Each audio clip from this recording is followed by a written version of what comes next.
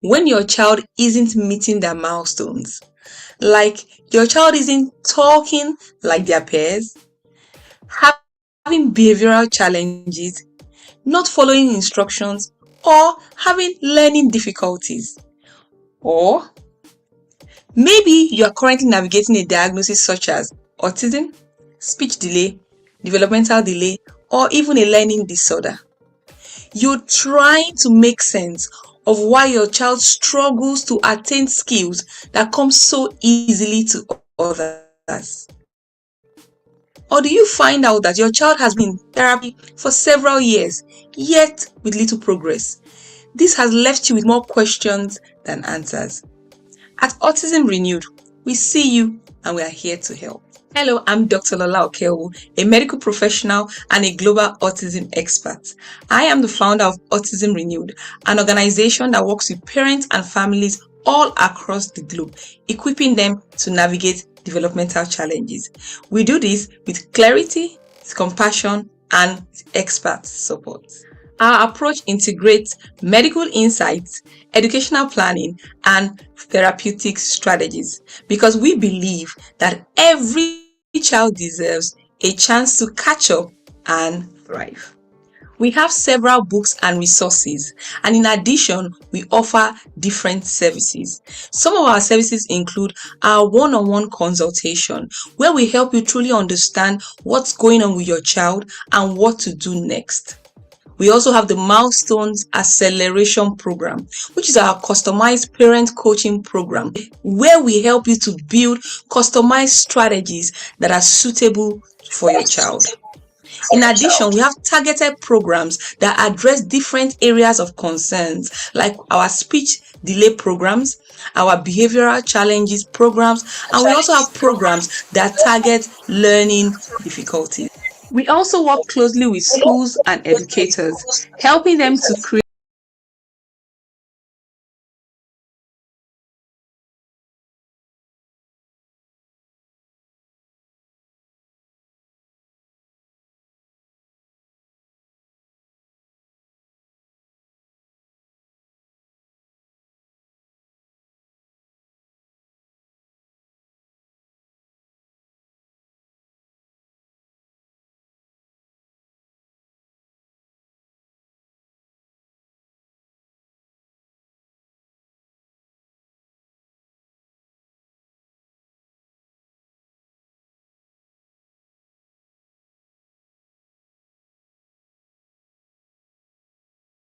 when your child isn't meeting their milestones, like your child isn't talking like their peers, having behavioral challenges, not following instructions, or having learning difficulties.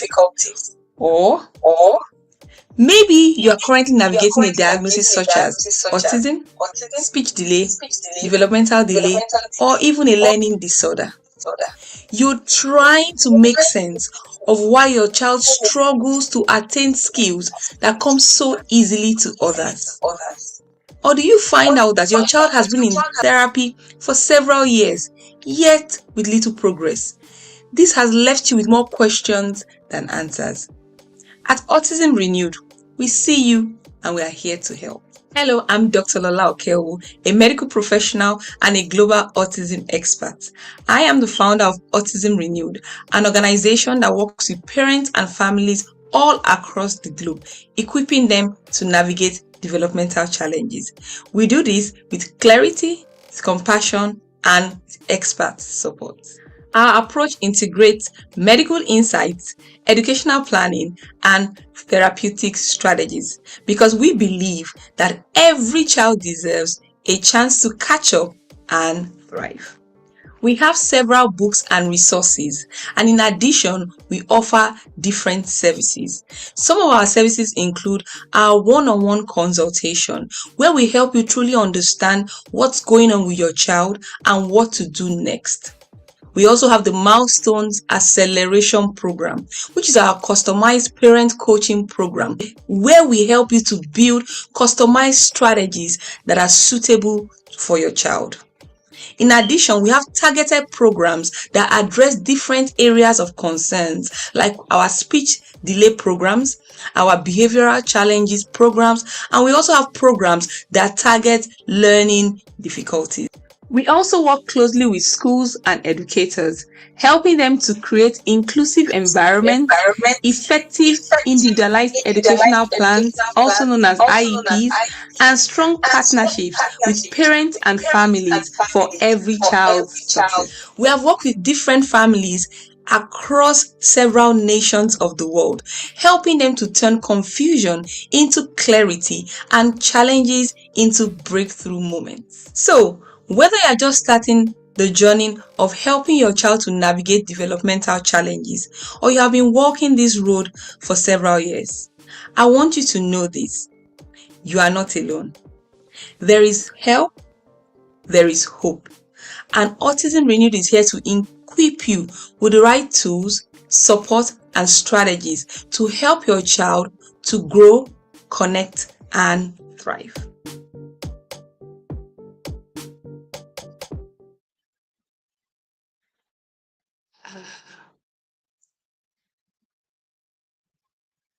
Hello and welcome. It's day 3 of the Autism Renewed Conference 2026. Yay!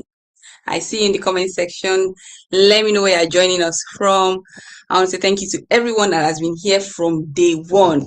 You've been here with us from day 1. Let me see you in the comment section.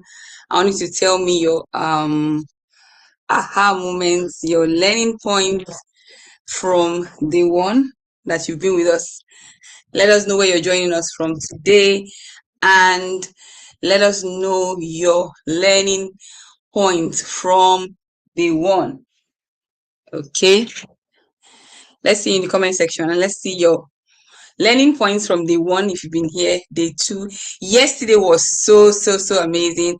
I had one of my amazing clients and my amazing sister and friend, Mrs. Topper Topstar, and we've been on a journey together for several years. I've been privileged to work with her son, and he's doing amazingly well today. Of course, he's still on a journey. Every parent, we're all on our journeys, but compared to where he was, he came when his mom came to me. He was pre-verbal. He didn't have language, couldn't follow instructions, hyperactive, all over the place, wasn't reading, couldn't learn. It was the whole lot, and she was really overwhelmed. But I was able to just reassure her, and to be honest with you, what this conference is about is it's a strategy that I use, or is what I like parents to understand. Move beyond the diagnosis, move beyond the label, and see your child. Once you're able to do that, you're able to see your child, you're able to see the person behind all the challenges and all the difficulties, you are able to take a step back and really begin to help your child to navigate and put in strategies, work with the right professionals, and put in the tools required. Then begin to see several changes. Okay, I see you, Toby Loba from Canada. Thank you for joining. I see several other people. So let's get on to today. So today is day 3. We've had day 1. So let me know your learning points from day 1, from day 2, and how many of us could connect to my guest story yesterday. Because the truth is that they won diagnosed. Yeah, okay, I love that. Yes, I have very good students I've been following. Yes, diagnosis is a starting point to working with your child. Yes, and diagnosis is not the ceiling, it's a starting point. It should give you direction, it should give you clarity. Then day 2, you need to put in the work. Yes, not only the therapist or the school. I love that. I have now you're getting the gist. That's the message that I've been preaching for several years, that I've been doing this work. You need to put in the work. As a parent, you are the pilot on this journey. As a parent, you're a therapy partner. You cannot just leave the work to the therapist, to the school, And I've explained the concept. The concept of therapy is different from the concept of treatment. Of course, like I mentioned, a child can have some ongoing medical conditions, or from time to time, a child can be ill and need medication. But in terms of working with the trying to do like maybe speech therapy or certain interventions, the concept of therapy is a concept of practice. So when you say a child has developmental delay, there's a delay in attaining certain milestones. So we're putting in interventions to help the child to gain skills or acquire milestones that come easy for other children. But the concept is a concept of practice. So that's why what happens in the therapy room or during the therapy session does not stay there. You have to be able to translate whatever happens in the therapy room or during the therapy session to everyday life. That's where you give the child multiple opportunities of practice. That's when mastery can take place. And when mastery takes place, the child is able to generalize. There's something we call generalization. Generalization means that a child is able to use a skill in different settings. And that's when they have really mastered it. So if a child is not able to use the same skill in different settings, maybe in school, you get this wonderful report. Teachers are always giving you, oh, he had a good day, he's doing this and that. But you at home or in different settings, when you go out with him, you're not seeing those same things translate. It may not mean that they're not telling you the truth. It just means that mastery is not taking place. Because sometimes it's so easy to condition a child to an environment, particularly school that has like a routine and a schedule. So the child can, in quote, be conditioned. Doesn't mean he has mastery. But when a child has truly mastered his skill, whether it's language, whether it's behavior or anything, reading, anything, any skill or ability, when he has truly mastered it, he should be able to use that same skill in different settings. That's when we say he's able to generalize. And before generalization can take place, there has to be mastery. So that's why you see that's where the parent comes in, because your therapist or your educators cannot be with you all the time. They are there for a period of time. But what happens with the time that you are with your child and you need to interact with the child? If you don't have the skills to interact, that means you're not going to be able to help him to potentiate the learnings that he's had in school and with the therapist or during the intervention. So when a parent is trained, parent is carried along, you are able to use those same skills. Because I remember I was sharing yesterday, a parent reached out to me and was asking if I could give regarding learning, maybe give some worksheets or recommend some kind of worksheets that they can use with the child. I told the parent that it's not so much about me recommending worksheets or a particular curriculum. It's more about the technique on how you are able to interact with the child with that resource. So it's really not about, oh, you do use this curriculum, use that. No, you need to understand the child, how they learn, different factors. Then you can even use the same curriculum you use for another child, but there's a way that you're going to interact with the child with it. So the difference is that's where um, those things come in. And that's why parents needs to be trained, because you need to know how to help your child to interact and build language. I love this. Another person said, if they want to build skills, they too, I need to be intentional and help them. And yes, you need to. Thank you, everyone. So we move to day 3 today. So our theme remains beyond diagnosis and labels. Our focus is seeing the child and preparing them for life and helping them to build skills. So, so today we're talking about building forward. Building forward. The first day we talked about getting clarity, and not seeing diagnosis as a ceiling, but a starting point, as a tool. And I mentioned that diagnosis is not the enemy of your faith. For those of us who are faith, who are believers, faith needs direction, faith needs target. Your prayers need direction and a target. So diagnosis is not the enemy of your faith. Diagnosis is what helps you to, pinpoint what's going on. You have something to target your prayers at, something to target your faith at. Like I keep giving the example of blind Bartimaeus in the Bible that was saying Jesus was passing by, was shouting, "Thou son of David, have mercy on me. Thou son of David, have mercy." And he said, what Jesus had to come to him and say, what would you want me to do for you? What do you want me to do for you? What will you have me do for you? And he said that I may receive my sight. So he was specific. So if you don't have, if you're not, you don't have clarity on what's happening with your child, what are you really believing for? What are you hoping to happen? So if you say you are praying, you're Having faith for what? What are you targeting?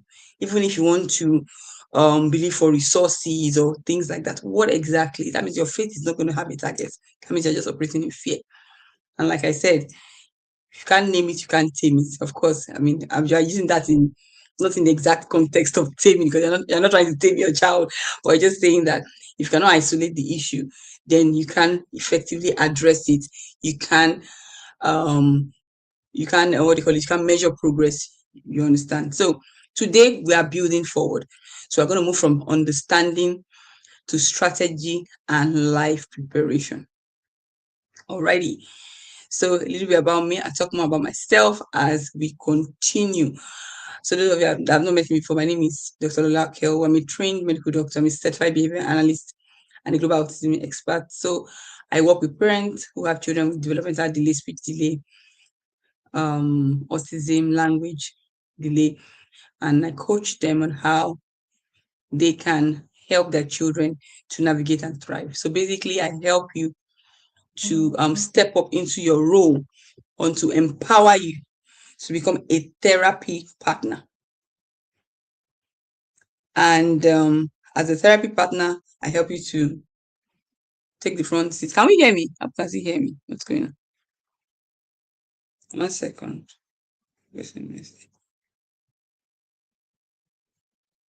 Can you hear me?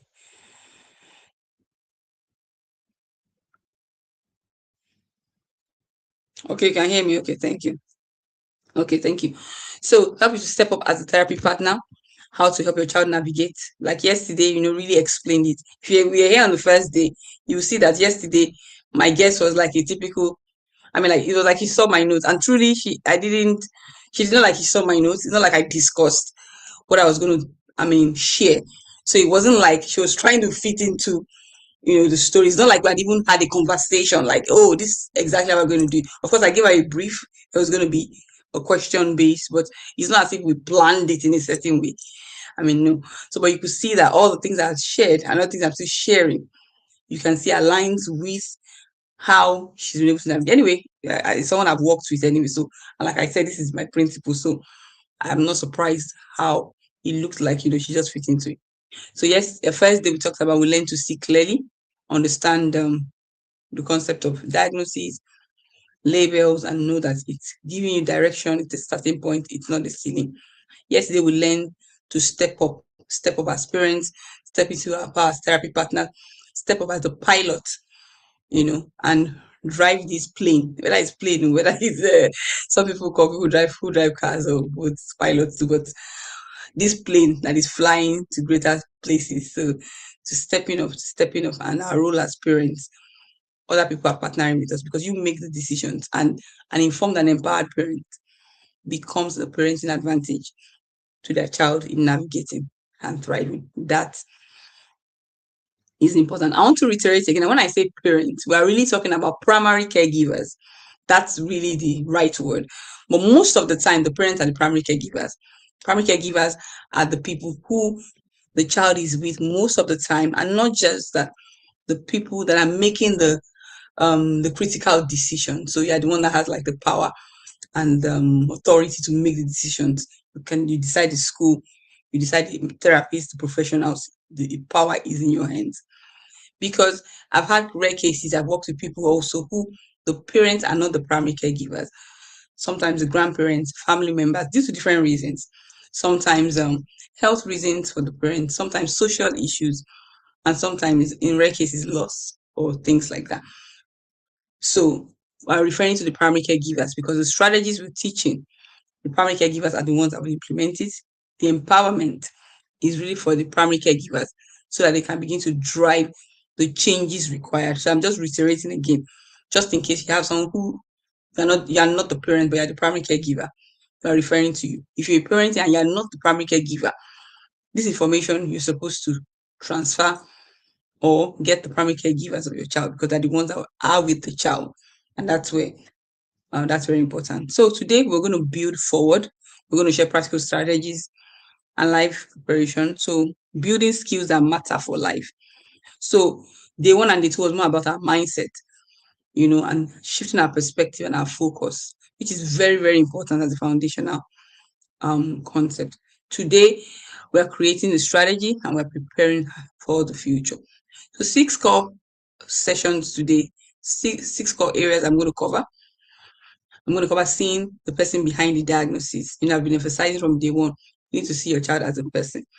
That's why I don't associate everything, every limitation, every challenge, every difficulty to the diagnosis. See the person behind right in there. Number two, parenting with the future in mind. Very important.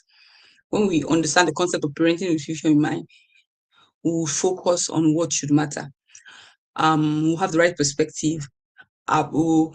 Would the pressure will come down, and we'll be more realistic in our expectations. We talk about development, the concept of development happening in seasons. I will explain that as we go on. Then I will share on the concept of when growth looks like behavior. I'm going to talk a bit about puberty here, and you understand why as we go. I'll talk about building skills that matter for life. Remember, I'll talk about parenting with the future in mind. The goal is preparing your child for life. Whether it's education or not, education is learning for life. Learning is what is equipping for life. So the future is what matters. All right. I'm going to talk about giving your child a chance. So the key message of today is person first. Your child is a person with dignity, with worth, with potential. Your child is not just a diagnosis or a label. I want you to begin to see your child as a person. I'm going to talk about life skills, the life skills, preparing for life. Who is the adult that you want to see? You want to build independence, not just academic performance. So that's why I always say that academic performance usually may not be a measure of intelligence, may not even be a measure of progress. So I have clients who they say, oh, my child can read 1 to 10, 1 to 100, know the times table, know the colors, and yet the child is not communicating. And I tell them that the child can read 1 to 100 is not necessarily a measure of intelligence. So why I say that is that sometimes when you don't understand this concept, you will be deceived to think the child is making progress. You go to school, oh, he can now write 1 to 10. Oh, he can now read A to Z. And you are feeling that there's progress. That's not a measure of progress, because that can happen through cramming, through scaffolding, through like writing those things is repetitive. So I can learn to write it after repeating for so long, right? But at the same time, these are not skills that are transferable to everyday life. So how do you communicate with it? Like, and know 1 times 1. Do you use that to communicate or interact? No. So you go to different places, go to the playground, go to the mall, the church, your cousins come. That he knows A to Z. How is that relevant in interacting? So how you measure progress really is to have the right matrix. So that's why I keep saying again, the parents are important. Because sometimes parents will put pressure on the school, thinking that they should be focusing on certain things. They're not focusing on the child is not writing or doing times table like the other pairs. They're just doing one kind of extracurricular, doing one activity or the other, not knowing that they're using those activities to build skills, because the skills are the foundation for learning. If not, learning becomes just cramming or rote learning. So that's why life skills are very important, building independence. So you need to understand what the matrix of independence is. Not just, of course, independence in self-care. You can put on your clothes, can tie your shoelaces, can do self-care. Not just that, independence in thinking, in taking initiative, those are the measures of progress, not necessarily a volume of words. Yes, language, you look at words, but the more, or like the child can sing, the child can recite certain things, those come through cramming, continuous exposure for exposure. So that's why parents say, oh, let the child watch the screen. Let the child watch this on screen. He's reciting what he watched on screen. He crammed it, that's all. How you know the measure of progress is that whatever he's reciting, can he use that information, translate it to engage in everyday life? If he cannot, then you may not really be seeing progress take place. Do you understand? So don't be deceived by just, oh, he cannot write numbers. As measures of progress. No. Begin to look at how whatever information the child is getting, how well can he interact with his environment, how well can he engage with the people around in a productive way, in what we call a functional way. So, for example, some children have language, they're just talking, but they're not using a functional way.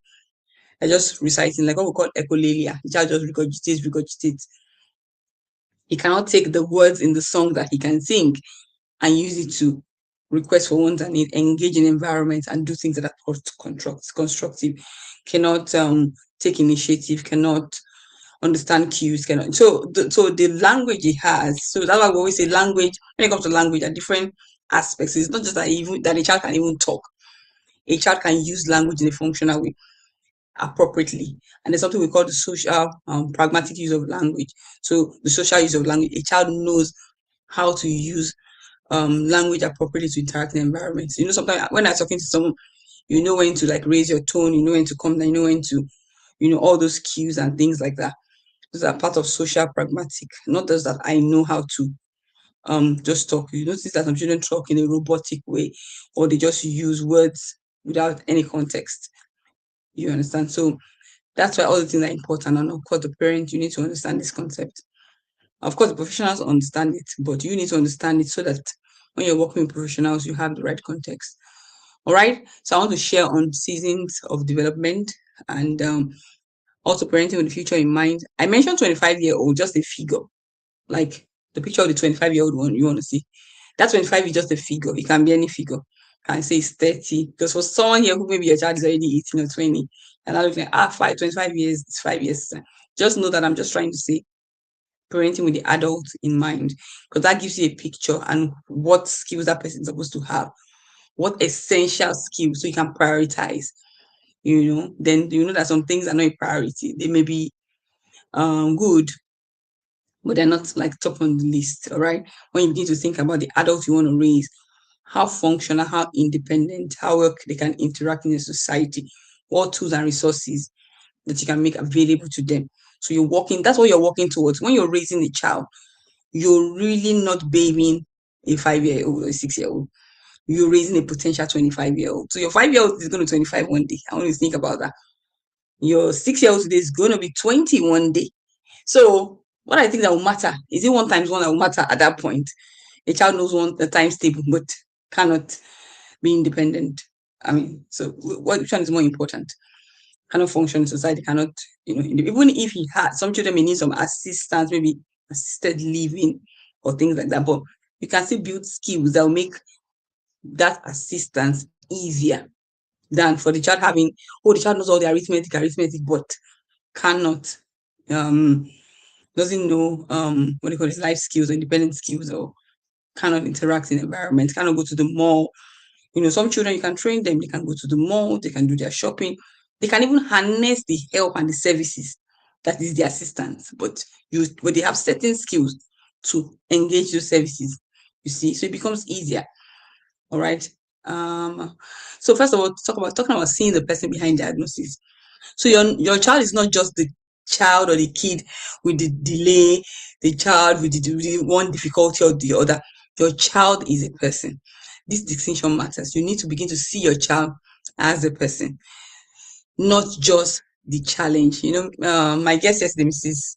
Topper Topsa, was saying that she had to start, understanding the fact that she needs to parent the child she has, not just the one she wished she had. And that was why I was explaining the concept of grief. That grief and mourning, they are two different things. When you mourn someone maybe that died, but you can actually grieve. Grieving doesn't have to be only the loss of someone to death. There's so many things you can lose without death. So most parents, what happens when they struggle? What happens when they struggle is that they are grieving. Like there's a child you thought you would have. You had your dream, even before you got married. You had this concept: when I have my daughter, I'll do mini me, we'll dress together, she will do her first birthday. You had all those dreams in your head, or when you were pregnant, or your photo shoot, or when you had the baby, you had all these dreams. And now it looks like the child you have is not the child you wish you're going to have. Or some people that are children regress. Your child had some ability and something happened. So it looks like you now have a different child to the child you had before. So it's a form of loss. That means you have lost the child you had, or loss of the child you thought you were going to have. So that sense is what sometimes will make parents not see their child.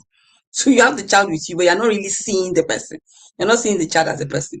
You keep seeing all those difficulties, all those delay, all those challenges. because those challenges are the ones that are jumping at you to make you see that this is not, I didn't bargain for this. This is not what I expected. What's going to happen? That means the child will not end up like this. You just start doing all the ideas in your head. So, but you need to get to the point and begin to see your child, not just, oh, the child you wish you have.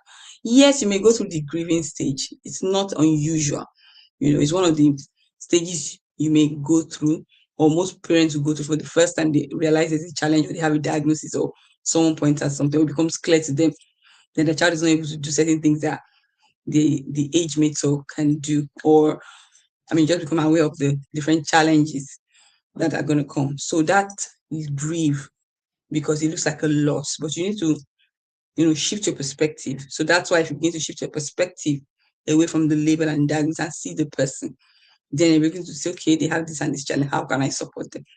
Because from that, you need to step out of that grieving state to become aware and what do you call it? And awareness, acceptance, and begin to step, into your role of supporting the child. I have a book called Embracing the Journey After a Diagnosis. Embracing the Journey After a Diagnosis. And in that book, those are some of the things I share. So it's not abnormal to go through the grief stage, but it now comes to the awareness. But like I always say, awareness is not just, okay, I'm now aware. I'm now aware something is happening. That's not how I like to define awareness. Or even when you say acceptance, or just accept the child, just accept that that's how they are. Accept that that's how God made them. Accept that they're just different. Those are just cliche statements. Okay, you accept that they're different. Now what? So I accept that a child learns differently. So now what? So after the acceptance of they learn differently, what do I do? I need to go, okay, that difference, what does that look like? And how can I begin to take these steps to help them to learn? Not accepting that they can learn. Not just saying, okay, that's how they are. Some people just don't learn. Some people just, no, that's not it. You become aware. You accept that, okay, yes, this is the challenge, or these are the differences, or these are the gaps. How do we begin to take the step? So it's very important when you see your child, see the person, not just the label and diagnosis, you're able to make that shift, all right? The dignity of every person. So the core truth is that every person has inherent worth and dignity, regardless of ability. So your child deserves respect, not just accommodation, not just tolerating them. You know that sometimes some of these things, they are said without being said. Some people say, I didn't say, you don't have to say anything. Your body language, your attitude. So your child knows, really, trust me. Your child knows. It's not just what is said and what is not said, what is felt, what is expressed. So it's a whole lot. So that's why you need to deal with yourself. If not, you'll be giving those wrong vibes and your child can really tell. All right. So what does it look like? Talk to your child, not just about your child. Talk to them. I always tell parents that picture the child, or who you believe your child will grow into, and begin to relate with them like that as much as possible. I'm not saying you should talk over their head that they cannot relate, but begin to engage with them. Some people will say, oh, the child is not talking, so they don't talk to the child. Or the child can pick the things around the house that they need, so they don't make the effort to talk to the child. You talk to the child like they understand you. So if you talk and say things they don't answer or they don't respond, then you give the response. So you give it's like you ask the question, give the answer. What are you doing? You're modeling your expectation to the child, all right? So assume competence. Assuming competence means that don't assume that the child can't do something if you've never given them a chance, all right? So, and most of the time, the child understands more than you think.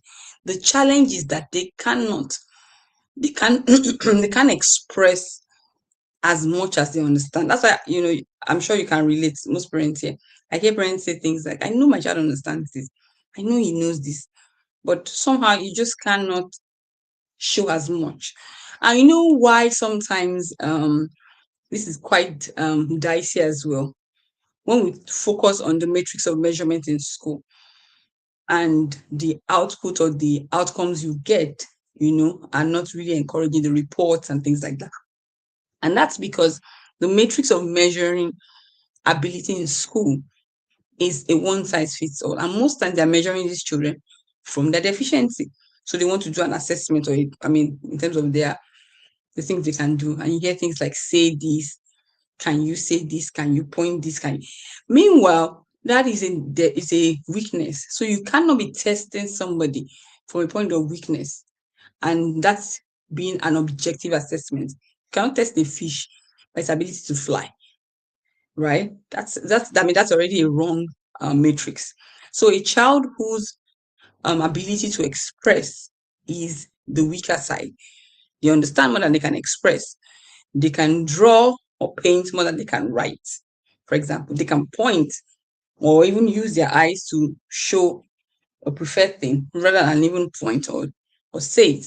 When you're using the matrix of say this or write this as a matrix of measurement, and then you now give them F that they don't understand it. Meanwhile, they may understand it, they may just not be able to express it. Or maybe they have just not built that language ability, or they've not been trained, they've not been given an alternative way of expressing. So that's why I will share some of the other things that when I talk about the concept of building the bridges, giving an alternative way of communication. So if a child is not having language, do they use picture exchange? Do they use the augmented AAC, augmented alternative communication device? Do you use there's something called rapid prompting method as well? Different ways, gestures, sign language, and other things. Of course, when they're testing in school, most they don't use that. So the child may not be able to express it. So they might put additional, and you think the child doesn't know it. But if you bring two options and say, is this or this, the child most times can either use their eyes to focus in the direction or point or something, you know. But when you're using the wrong matrix, I mean, the assessment is not objective. Like a stroke patient now, they understand, but they cannot voice out. So if you're using that to access their ability or intelligence, you already know that that's false.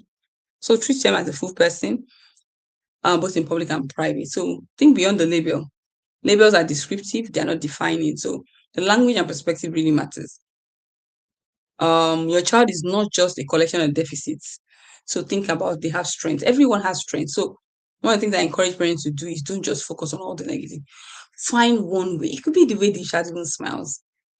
I mean, find something to be grateful for. Find something as a sort of strength. And you know the truth, if you focus so much on the negative, you will not see some of these things. That's why I was saying that I'm actually creating a journal for parents. I'm hoping to be out maybe next week or this weekend. This is already Sunday. Maybe okay, it's already Sunday here where I am. So maybe hopefully this week a journal where parents can journal. I mean, it's very important. Try to journal your journey. Don't just focus on the overall. Because when you don't journal, you don't note little things. You will not be grateful for little things. You will not see the strength that I'm talking about. You will not see anything positive. All you're going to be seeing are the negatives. But if you intentionally bring your point self to say, okay, let me write 10 positive things about my daughter, about my son. Let me write 10 areas of strength. I mean, you put your mind to it. I know the first time maybe you just try to you think and think you will not see. But when you begin to be intentional, you begin to see maybe one day they're just playing with their toys, the way they're able to, you just find something as a focus.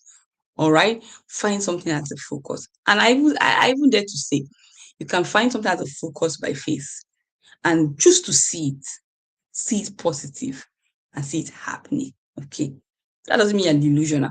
No, you're doing the work, you're putting things in place, and you believe because you're not doing therapy so that it won't work now. You're not spending money, time, sacrifice. You're doing it so that it's going to work. So let your words, let your actions, let your attitude, let everything align to what you are really believing for. All right. So diagnosis is a tool to access support as well, not a ceiling on potential. So remember, when you're accessing support for yourself and other people working with your child, I'm moving beyond the label. So your child personhood. So when you think about your child, ask yourself these questions. What do they love?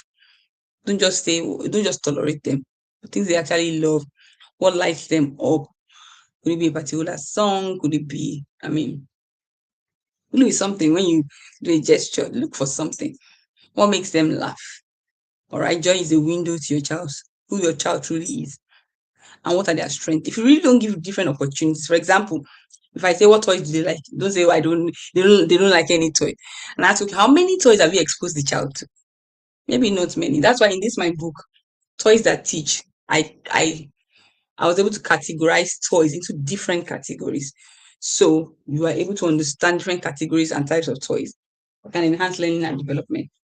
Also in this book, I call it the play manual. I share on the concept of play here, and you really understand the different types of play and how they enhance learning. I also have this course, Raising Bright Readers, in this book as well. When it comes to books, I was able to classify books into different categories. So when you understand these categories, it makes it easier. You're able to explore different areas. Because some people, the toys they are buying, you realize that it's just one category. When you have so many categories. When it comes to books, you realize that you're just staying within one category of books. And you may not even understand how to fully maximize that category. But when you're able to explore different options and you know how to engage your child, you begin to find maybe what they would like that you'll be surprised. For example, you can expose your child to even think that there's children atlas. How do you know your child won't even like things like rocks, volcanoes? There are books like that, that teach about nature and things like that. If you don't expose them to it, your child will even like cooking. You can get cooking books or things like that, crafts, so many other things. All right. Also, I talk about how do you introduce them? Do you lead with diagnosis or with that person? So that's why personally I don't really like people being descriptive with the diagnosis. Don't introduce their child or themselves. You are using the diagnosis. Some people feel that, oh, it's my way of saying I'm embracing it, I'm acceptance or something like that. I don't think so. I don't see it that way. But of course, everybody's entitled to how they choose to. I think you should lead with the person. How about leading with something positive instead of using the diagnosis as a description? Use something positive. Even if you feel that, oh, that positive skill or ability is due to the diagnosis, well, which some people believe, which I don't, but still lead with that. The child, is an artist, can paint, can do this creative in this and that. To me, I think that's a better description of the person rather than putting the diagnosis to describe.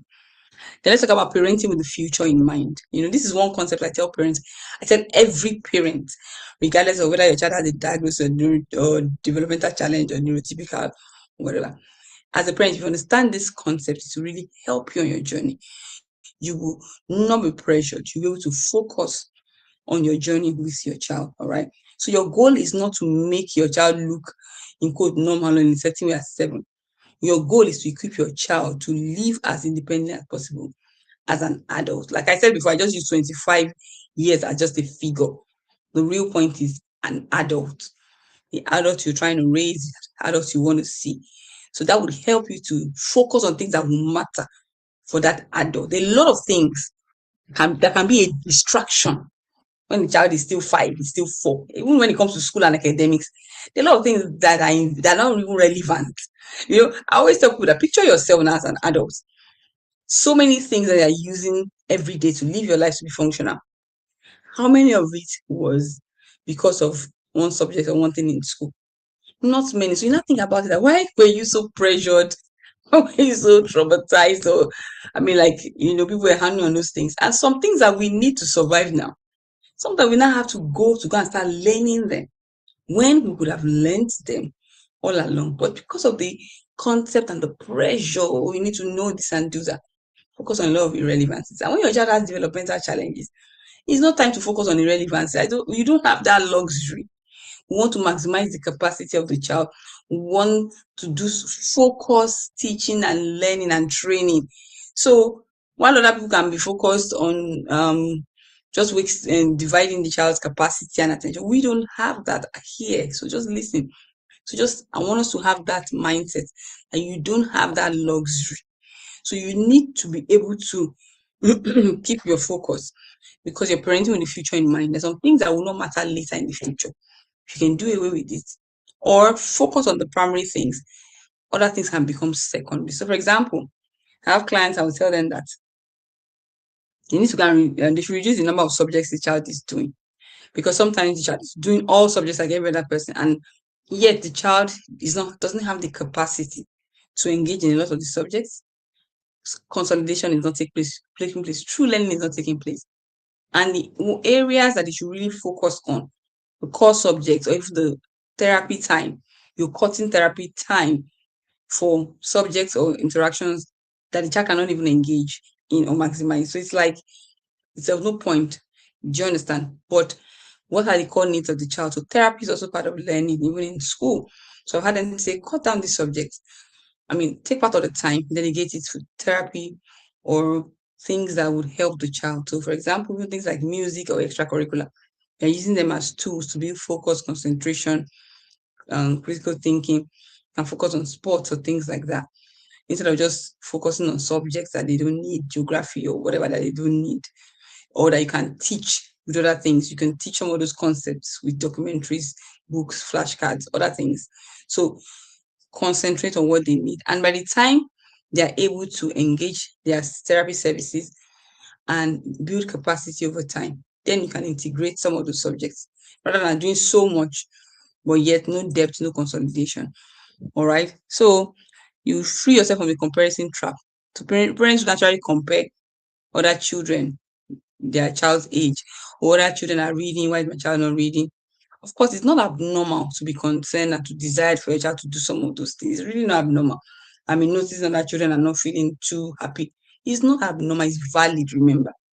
It's valid, but always remember you have to move away from that, stage to focus on your child again. So comparison will just create despair. Rather, you can just use it as a motivation, and encourage me, oh, if other children can, then my child will also. All right. And instead of thinking that he will never catch up or he's so behind. Really in life, when we say classmate, age mate, there's really no classmates, age mates. Everybody's on a journey. You understand? Ask yourself, most of your classmates, where is everybody? You realize that you're all in different places. And some people that were 2 years or junior, 3 years or junior, sometimes you meet them later in life or in another country and you guys are now friends. But then they look like, oh, they were my junior or things like that. You see, over 10, 20 years, a lot of gaps will close. So people that you were like forming seniority for, some of them you find yourself working together. Some of them they will end up being your bosses or something, see. So, like I said, parents with the future in mind. The future is bigger than some minor things that we tend to focus on. So the problem is that you're measuring the wrong thing. That's why I said wrong matrix, wrong perspective. The question is not that is he at grade level necessarily. Is he building skills for independence? I think that should be a better focus. Because remember that independence matters a lot as an adult. That's not negating grades or things like that, but even the focus of grades, look beyond the number or the rote learning of grades. Look for the core learning, which is the building skills or learning for life. So when you think about education, that's why we say education is not schooling. All right. A child can be educated without school. Of course, conversation for another day. This is not to say school not scam. That's not what I'm saying. Education, school is just a tool on the journey or one of the ways of getting the education. Education is learning and learning. Education and learning for life. So you're trying to get the child to learn. So you need to understand that at the core of every subject, there's a purpose. So when I ask parents, what's the importance of math? People don't know. What's the importance of English as a subject or science? So if you don't understand the core of some of these things, that's when you'll be under so much pressure. When your child is not able to do certain things in those subjects. But if you understand the core and the purpose of these things and how they are even relevant to adult life and functionality, you won't put pressure in certain things as matrix because you will know that you can achieve those outcomes without some of the school strategies or worksheets or things like that. So, but I'm not teaching. I'm not teaching that today. I'm not teaching about learning today. So when I teach about that, I teach parents all that. When I have sessions with parents, I share that. So if I get on that track now, another conversation. So, but I'm not teaching that.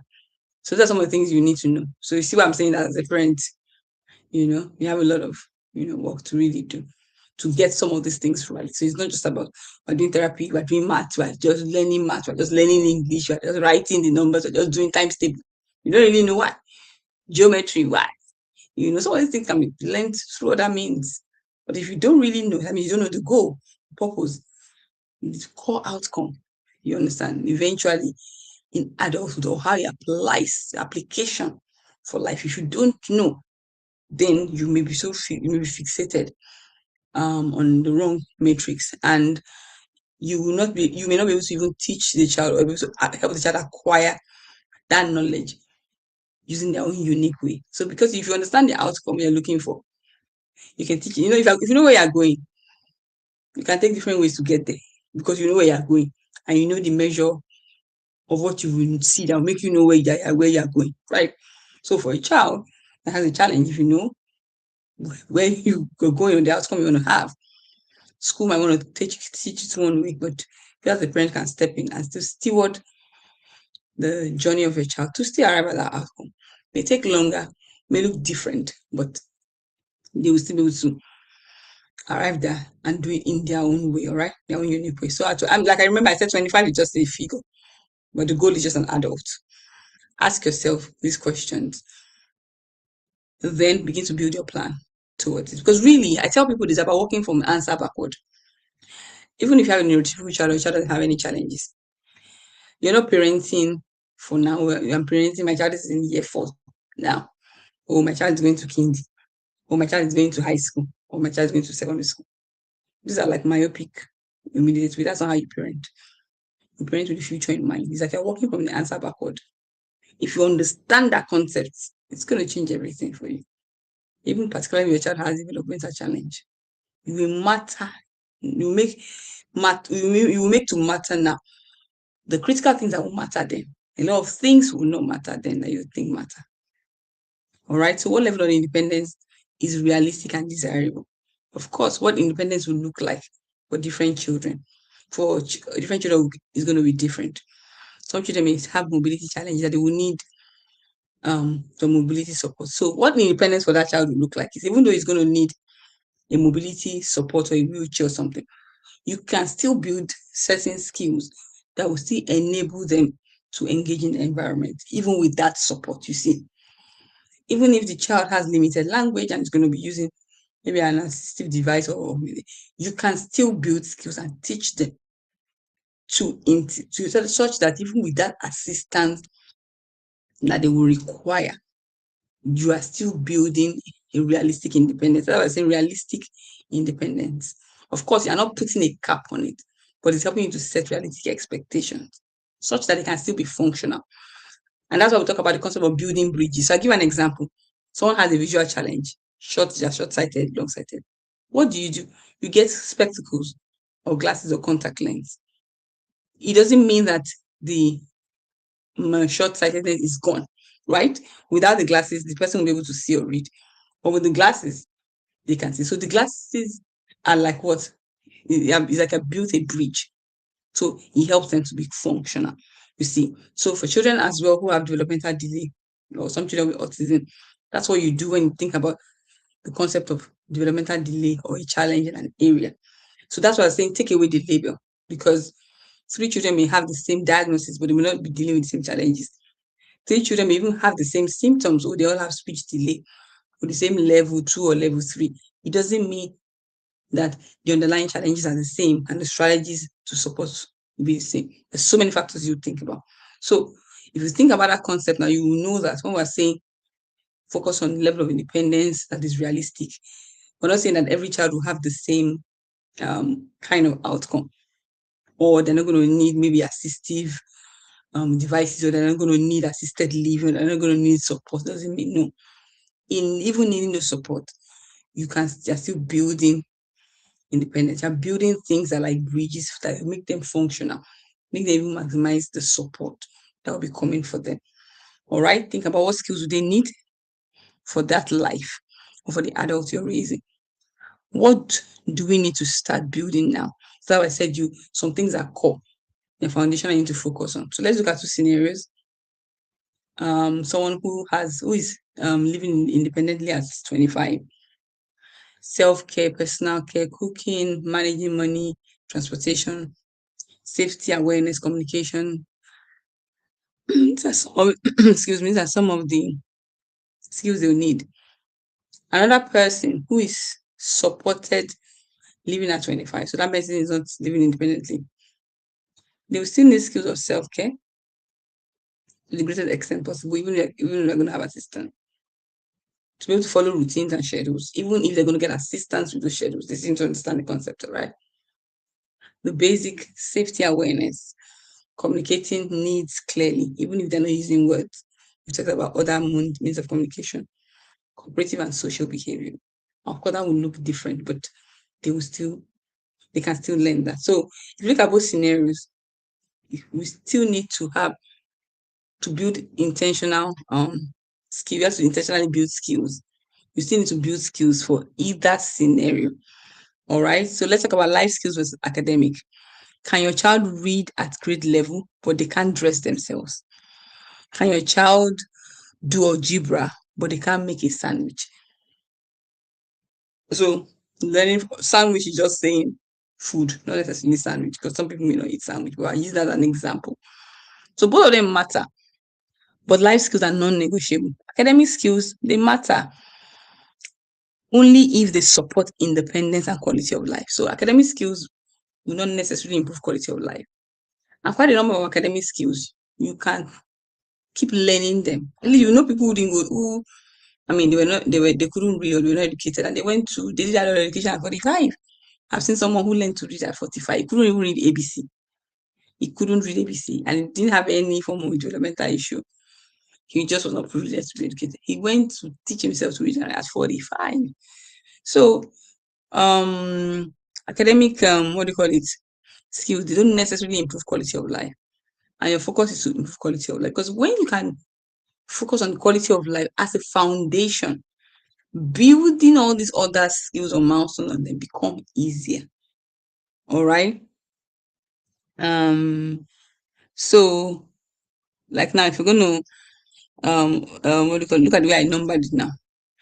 Somebody will think academics is more important than other things. But for me, see, I wrote self-care, ability to best solid themselves, communication, expressing their wants and needs, either verbally or with other alternative methods, safety awareness. Do you understand? Even if they have to, maybe they have like an alarm, or like I said, the child may need assistance or the adult may need assistance, but you're still building skills that they can maximize either the tools they have or the assistant or reaching out for help. You understand? Functional academics, like things like able to read signs on the road, able to manage money, tell time, go to the mall, do shopping and things like that, or shop online. Then academic skills. All right, those are traditional school subjects. So for me, if I'm going to grade it, you see where I put academic skills, of course. All right, so you should focus on function over just performance. Ask, can they do the skill that matters for life, not just do it typical way. All right, so in terms of reading, not just about reading for grade level or reading cat sat on the rat or cat sat on the map. Can they read the menu? Can they read science? Can they interpret instructions? So even if they cannot read on paper, if they listen like audio, can they understand? Can they comprehend? You understand? Then talk about maths. It's not just about doing algebra, times table calculation. I mean, can they count money? Can they budget, go to the mall, shop, and things like that? Or even use tools. There could be tools, there could be apps that can help them to engage some of those skills that mathematics forms as a foundation. So now, if they don't even know algebra, like you and I, if I give you algebra, I'm sure you can't even solve it. I was telling somebody the other day that if you give me what do you call it, all this protractor and divide, I'm sure I don't know how to use those things anymore. Even technical drawing, all those things that we use. I'm sure if I give you divide the x, I'm sure you can't solve it.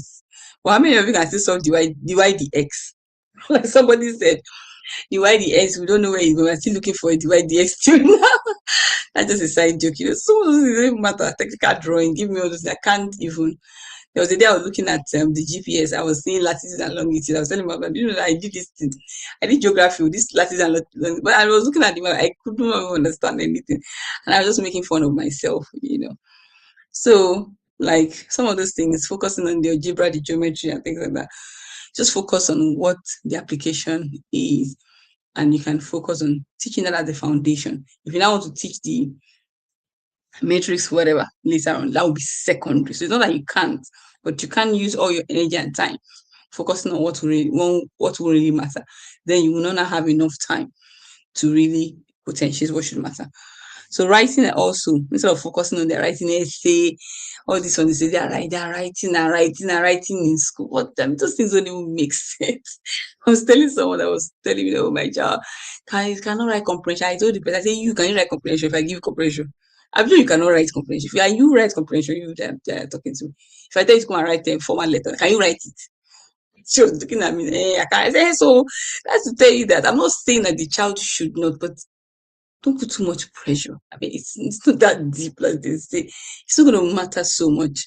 All right, focus on what will matter. Then, if there's now, I mean, extra time or as a build ability and capacity, then begin to add that. But instead of using your energy to say comprehension and child come back from school, I have clients who will say, "Oh, the child will now come and do an online tutoring again, so that this math." And I'm like, "You don't need it. Like, you're just putting pressure.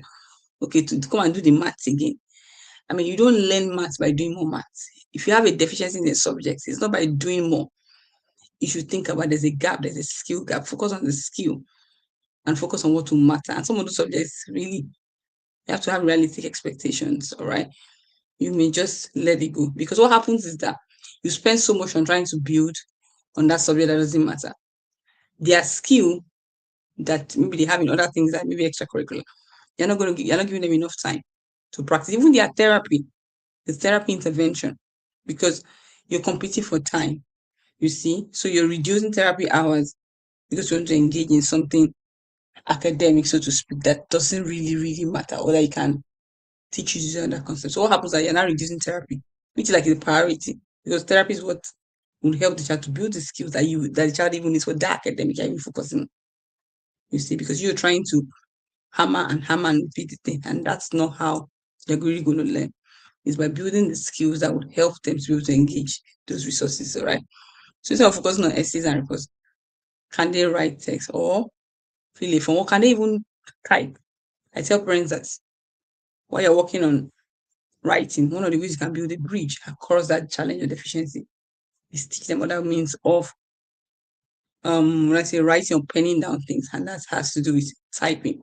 These days we even have speech to text for children who have words, or children who have the AAC device, they can use it. I mean, to write things, write poems, right? Then we have what we call spelling S to C, spelling to communicate, or rapid prompting method. So that method, yes, we have some people have controversial opinions on it. We're not here to analyze all those things, but basically what RPM is, or S to C, spelling to communicate, or some people call it rapid prompting method, is they have like so imagine you have like a stencil or a some people use a particular kind of stencil to have all the alphabets and numbers, while some people can just use like a laminated, you're teaching a child sounds or alphabets, you just have all the ABCs, A to Z on like a print out and you laminate it, something like that. So basically the child points at the words, and that's how they're able to communicate and make sentences. Yeah, very interesting, right? Child is pointing, just use your hand to be pointing at the alphabet and you can be reading what they're saying. So that way, you can help with writing, can help with speaking and reading. So the goal is parent to the future in mind, build skills that matter for life, not just skills that look good in the elementary school, in the elementary years, or look good on the report card. I mean, the report card, they say, oh, they can now write this, and they're improving their maths, but it's not translating to improving in life skill, in engagement, in critical thinking, in comprehension, in creativity, and all those things. Then it's not a good matrix, right? Also, let's talk about development happening in seasons. This is something that's very interesting. And in recent times, this has been, of course, this concept, I didn't kind of read it anywhere. I came up with it from working with clients, personal experience working with several clients in the last few months. And I think that's, I realized I needed to start talking more to parents about this because I realized that parents were not really, that awareness was not really there until I started pointing it out to them. The clients came to me for one reason or the other, and they were not like quite aware of. I mean, that reality wasn't. It didn't really dawn on them until I was able to pick. And these are things that okay, maybe because of my is what I do. I could just pick out some issues from the right first statement, and the mother or the father was thinking it was something else that was so big. Development isn't a smooth line. It's a season of growth. So as children grow, we have different phases. You have your baby, your toddler. Your children are growing. And seasons, um, so development is not just linear, all right? You have seasons of growth, You have seasons of plateau. So that means that your baby will grow, grow, grow. After a while, you have a toddler for years. Before you know it, puberty sets in. And we have seasons of major transition. So different phases of life. So what we medically we say things like they experience a growth sprout.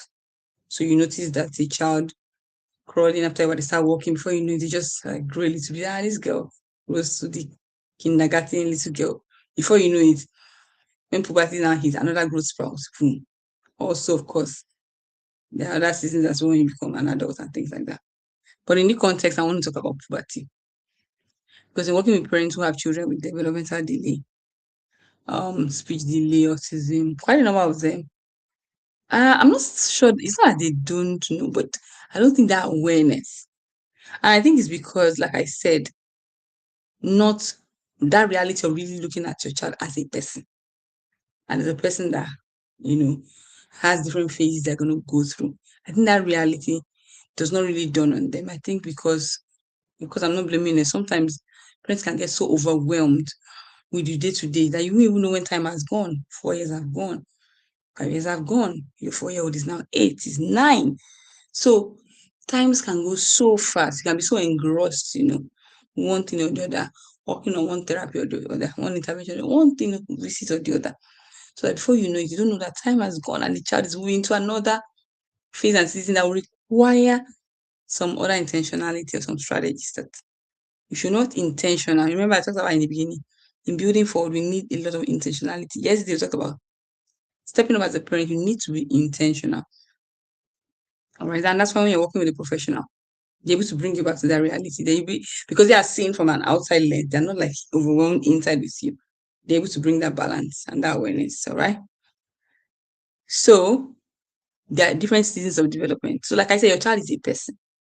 Is a child, is a person, and is a human being who would also go through different development. So don't be so if you're fixated on the challenge, limitations, diagnosis, you will not you will not easily realize when some things should be in place because some other seasons coming up or some other or particular development are taking place and require some intentional approach.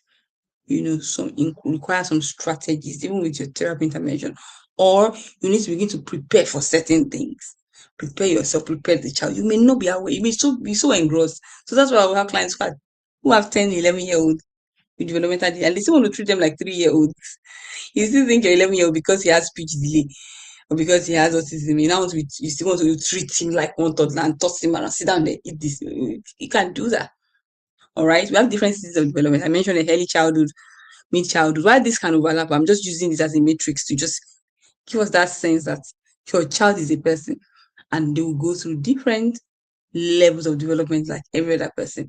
However, there may be peculiarities of challenge that they may have or that you should expect. And that's why getting knowledge and being informed, being empowered helps you to prepare for those seasons or help you to navigate better. Because when you're navigating with knowledge and empowerment and correct, you have the right people that you partner with, it becomes easy. I always say if you don't know what to do, you must know where to go.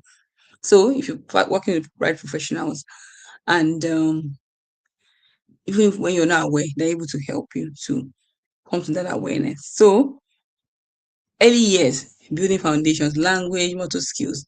The middle years, when it's at school, academics, independence, social skills. That's when all the sports and things come in. When puberty starts coming, transition is taking place, body changes, emotional intensity, identity formation. So whether or not what that may look like for your children may be different. All right. But that knowledge and the knowledge you understanding your child as a person will really help you to navigate the differences or the possible challenges. Then your child becomes a young adult. We talk about independence. They may have to live alone. They may have assistance or assisted living. It doesn't mean we're still not going to build skills intentionally.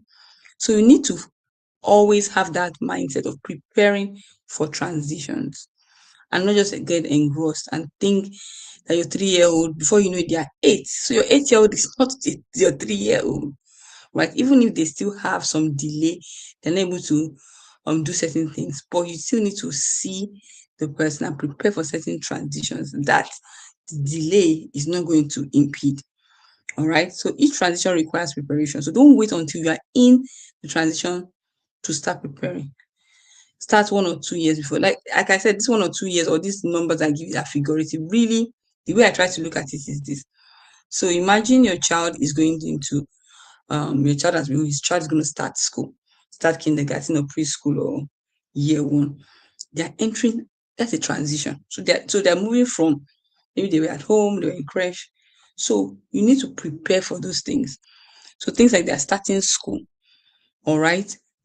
Preparation means that you can envisage or you have gone to study. If it's not something that you're aware of, you've gone to study what life will be like in that phase they're going into. For example, using school as an example, or start starting kindergarten. What routines, what are the things, expectations, how long, what are they going to be engaging in? So you need to know that so that you know, since you know the child you have, you can envisage potential challenges or resistance that could take place and possible ways they can navigate. It also helps to know the kind of environment, because some children thrive better in smaller schools or certain kinds of environment. That's what I'm preparing for transitions. Talking about high school again or secondary school. So when your child is going to secondary, you need to also prepare for this transition. You need to be aware of it. Then when your child is going to go into puberty, you need to be aware, all right, that they have developmental delay. They're still going to experience some of the body changes. They're still going to have some of the hormonal feelings. They're still going to have the urges. They're still going to have, I mean, period, except maybe otherwise, due to, in some rare cases, due to medical reasons. Some children are given medication, that they will not see their period, but that is not the normal. It can happen, but we're preparing, all things being equal. Yeah. So preparing for those things, that the child may have a period and be experiencing menstrual pain. Excuse me. So if your child does not communicate at the moment or is not able to express when they are in pain, you have to think about it now. What if they're having that period and they're having pain? How will I know? What strategy can I put in place? Or things like that. So does that mean that I will watch out if their body changes, if their attitude changes? Then I try giving them analgesic if it works. Start thinking about those kind of things. How is my child going to cope wearing a sanitary pad? So maybe I need to begin to introduce it early. So what other parents will use, like even this 1 or 2 years, I said that is hypothetical, really, as at the minimum. Really, if you have a concept of transition, you can start teaching 4 years before. So what would take other people maybe 2 years or 1 year to teach their child, for their child to become aware and gain maturity? It may take your own child longer, and you may need to drill it down into different ways and may even be peculiar. All right. Most important thing is you being aware, being empowered, and putting strategies in place to monitor progress, to measure what you're doing. So using school as an example, maybe they're going to have routines, they're going to have siesta time, their meal times and so. So you can begin to practice those things at home. Restructure your meal time, restructure your schedule, and begin to assume like the child in school and create a structure similar to school, and give opportunity of practice. In fact, you can work with your therapist. If you have therapists, just tell them, I'm preparing for so, and this is going to happen. Prepare. Even transitions doesn't have to be with only puberty. So, for example, you know that this Christmas you're going to travel home, you're going to travel to the village, or maybe you lost your grandma, you have to go, or your parents, you're going to have to go to a different environment, or you're relocating. That's also a transition. So you need to begin. So if you are relocating, for example, you live in Nigeria, go to Canada, it's a cold country. How does your child do? Some children don't do well in cold. If they would have what do you call it? Maybe they have allergy, different things like that. Some children don't do well in certain environment. So you need to prepare for that transition. What is going to look like? If your child is going to go to school in that place, what does school look like? What are the options they have? You see? So what are the things I need to begin to introduce to my child now? So that when they get into that phase or that situation, it makes it easier, or that I'll be familiar with it. Or your child, you're used to being at home, on holiday for a long time, you want to go back to work, or you're traveling, or you're going to be away. That's also a transition. You need to prepare the child. All right. The child used to be with you all the time. Now you're going to have to be dropping the child somewhere, or somebody else to be caring for the child. That's a transition. Because what happens sometimes is that's why sometimes we see behavioral issues. And because sometimes the child may not be able to communicate with you, what you see is behavior, because every behavior is communication. And most times because we didn't prepare transition well. So transition can be big transitions like things like puberty or going to high school or going to college or uni or can be big like that. But the other things like relocation, they're also big. You minimize it. You as an adult, you know how much stress, how challenging relocation is. Now imagine for your child. Going to be in a different setting, new environment, new people. So you need to prepare. And also whether you're going to be away, that's a transition, or someone is going to come and staying with you. You're living in this kind of setting before, it's going to change. Those are transitions. You need to find ways to introduce some of those things to your child. You relocate and change environment, your diet, food may change, nutrition may change. All those things you need to prepare your child for it. All right. So just I'm just mentioning it broadly now.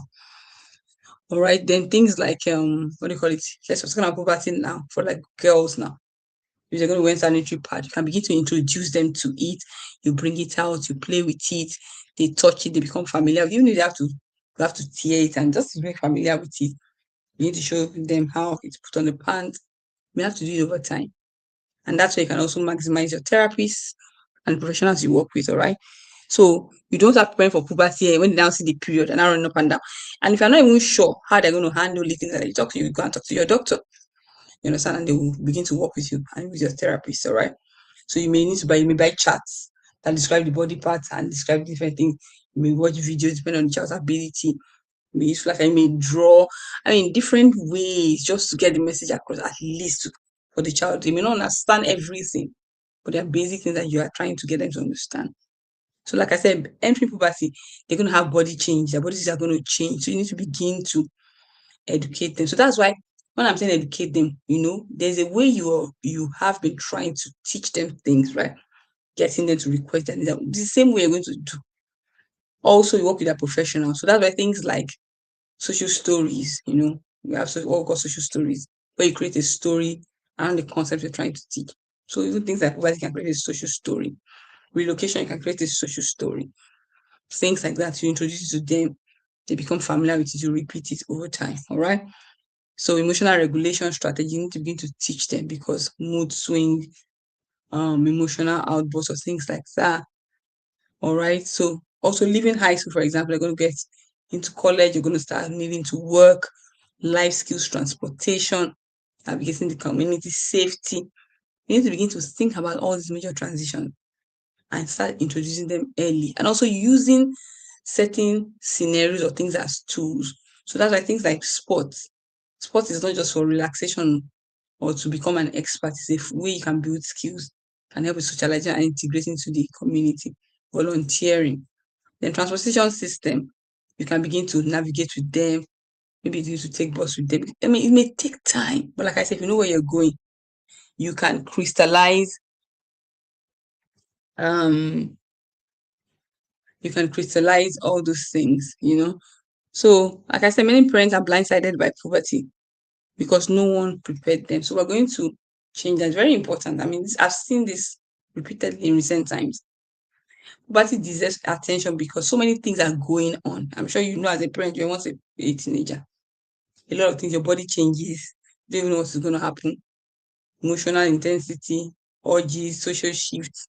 So poverty, I mean, is one of the biggest developmental shifts after birth for children with developmental challenges, and it can be a lot. It can really, really be it can really affect you as a parent if you're not careful. All right.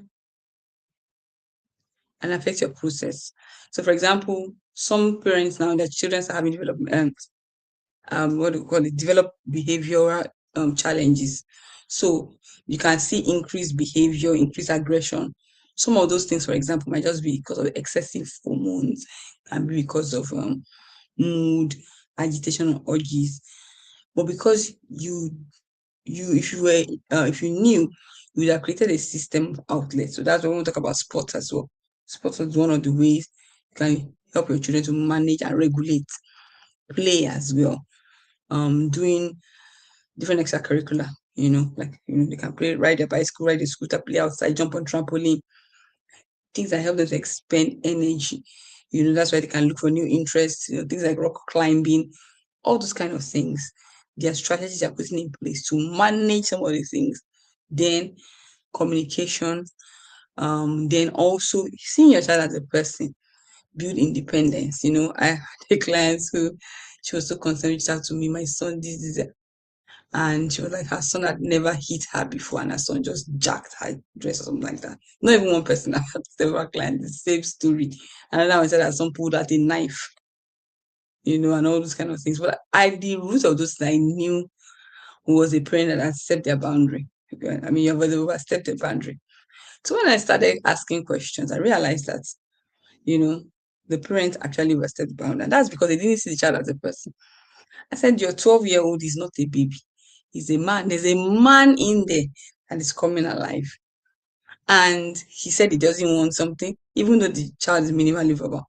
But he communicated what he didn't want. And you didn't listen. You still violated, overstepped the boundary. And that's what he saw. I'm not saying the way he handled it and lashed out at you was right. That is the way he's able to communicate it. So you need to see the heart of the child, not just the act. If you measure the act, it's like, whoa. But if you see the heart was someone communicating. You're stepping out, overstepping, you're crossing the line, you're invading my privacy or something like that. Because you're not seeing the man in there. You still want to enter the bathroom while he's showering, you want to shower for him. Because and he didn't want that. So you can't imagine that. I say your 11-year-old is not a 3-year-old that you say sit down there, you didn't bath up and wash it for you. Just barge into the room. You can't do that. Or not give him food, just say he eats rice. You don't negotiate, you don't come up with plans, schedules with him at his level. You have to. So I told her, I said, there's nothing wrong. You invaded his privacy and he was upset. Also, we talked about modeling before, I talked about it. I asked her, I asked most of them, do you hit your child? Did you used to hit the child when he or she was small? Even if you don't do it anymore, some still do? Some say, I stopped years ago, only when they were younger. Just know that whatever you're saying is the way you have modeled how to handle when they're upset. So if you hit your children, everyone will say, don't hit children, don't shout, all those things. Whether you use hand or use slap, or you just use eye, or you just shrug, it's all the same because you are looking at the measure of pain. I only use that hair. Some parents say, I only use hand. That one is so funny to me. But I only use hand to hit the child. I only use small slippers, one small cane. I don't use horse people, one small. I said, it doesn't matter. You're measuring the pain by the tool, but the scan, the impact is the same, regardless of the tool used from the exterior. You see? So I told her that what you're seeing now, when your child is angry or does something wrong, you hit, you yell.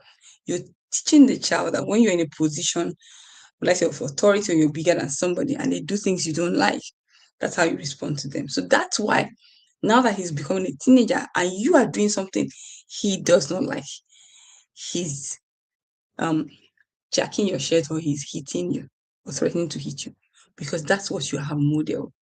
You have threatened as well. Even if you didn't pull out a knife, you threaten with your words, you threaten with your gestures or with your action. You did.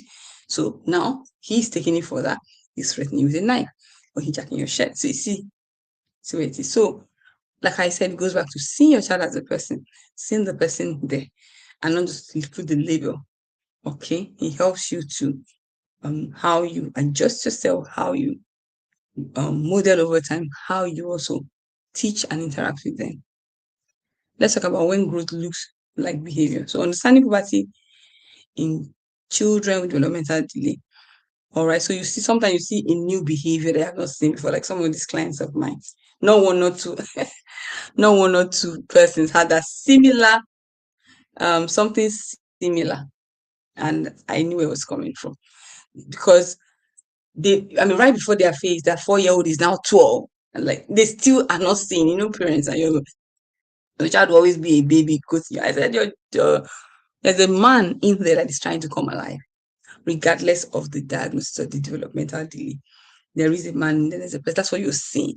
So it may not be expressing the right way, but you need to see it with the correct perspective so that you can now support the child. You can now redirect the behavior. You can now model and teach. Some of the skills you should have built earlier on. You see what I'm talking about now? You're so fixated on the academic or his reading, his writing. You didn't build emotional regulation. You didn't build different alternative channels that they can learn to use to regulate themselves. So now that those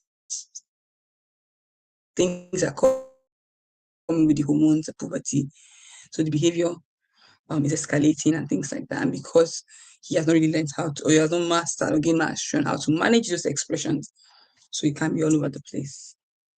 All right, because he or she's trying to even figure out what is wrong with me. Why do I feel this way? All right, so the new behavior you can see most times it may not be deviance or regression. It may be due to puberty because your child is growing up. So it's very important you help them to navigate. So you need to have that in mind. You need to know that puberty will come with physical changes, emotional shifts, social awareness, hormonal drive. So you can begin to see different forms of new behavior. All right. And I have some real stories. I've shared some as well that I mentioned now. All right. A client whose son started blocking the bathroom. So that's excuse. She used to shower him. And he didn't want her showering him anymore. And in fact, it was the day he even that the day he wanted, okay, let's his dad come into the bathroom. He didn't want his mom in the bathroom, and she wouldn't listen. Like, how was happening? I don't even, and she didn't listen. And he got upset, got aggressive with her, and she was so shocked because she had never seen him like that. What was really happening is awareness, awareness, and it's normal. Seek privacy is normal to become self-conscious, self-aware of themselves. The genitals are getting bigger, body's changing, and he's going to see himself as a man. So the manhood in him is coming alive. He wants to be heard, even if he's minimally verbal. He wants to be validated, give him options. He wants to stop. You can't stick picking clothes for him. And she was like, "Oh, he's not really talking." I said, "But if you show him two things, can he communicate what he would like?" She said, "Yes." I said, "That's it. As long as the child can communicate what they want, show them two things, they can pick one. They can have a preference. Then you need to empower them like that and relate with them like that." All right.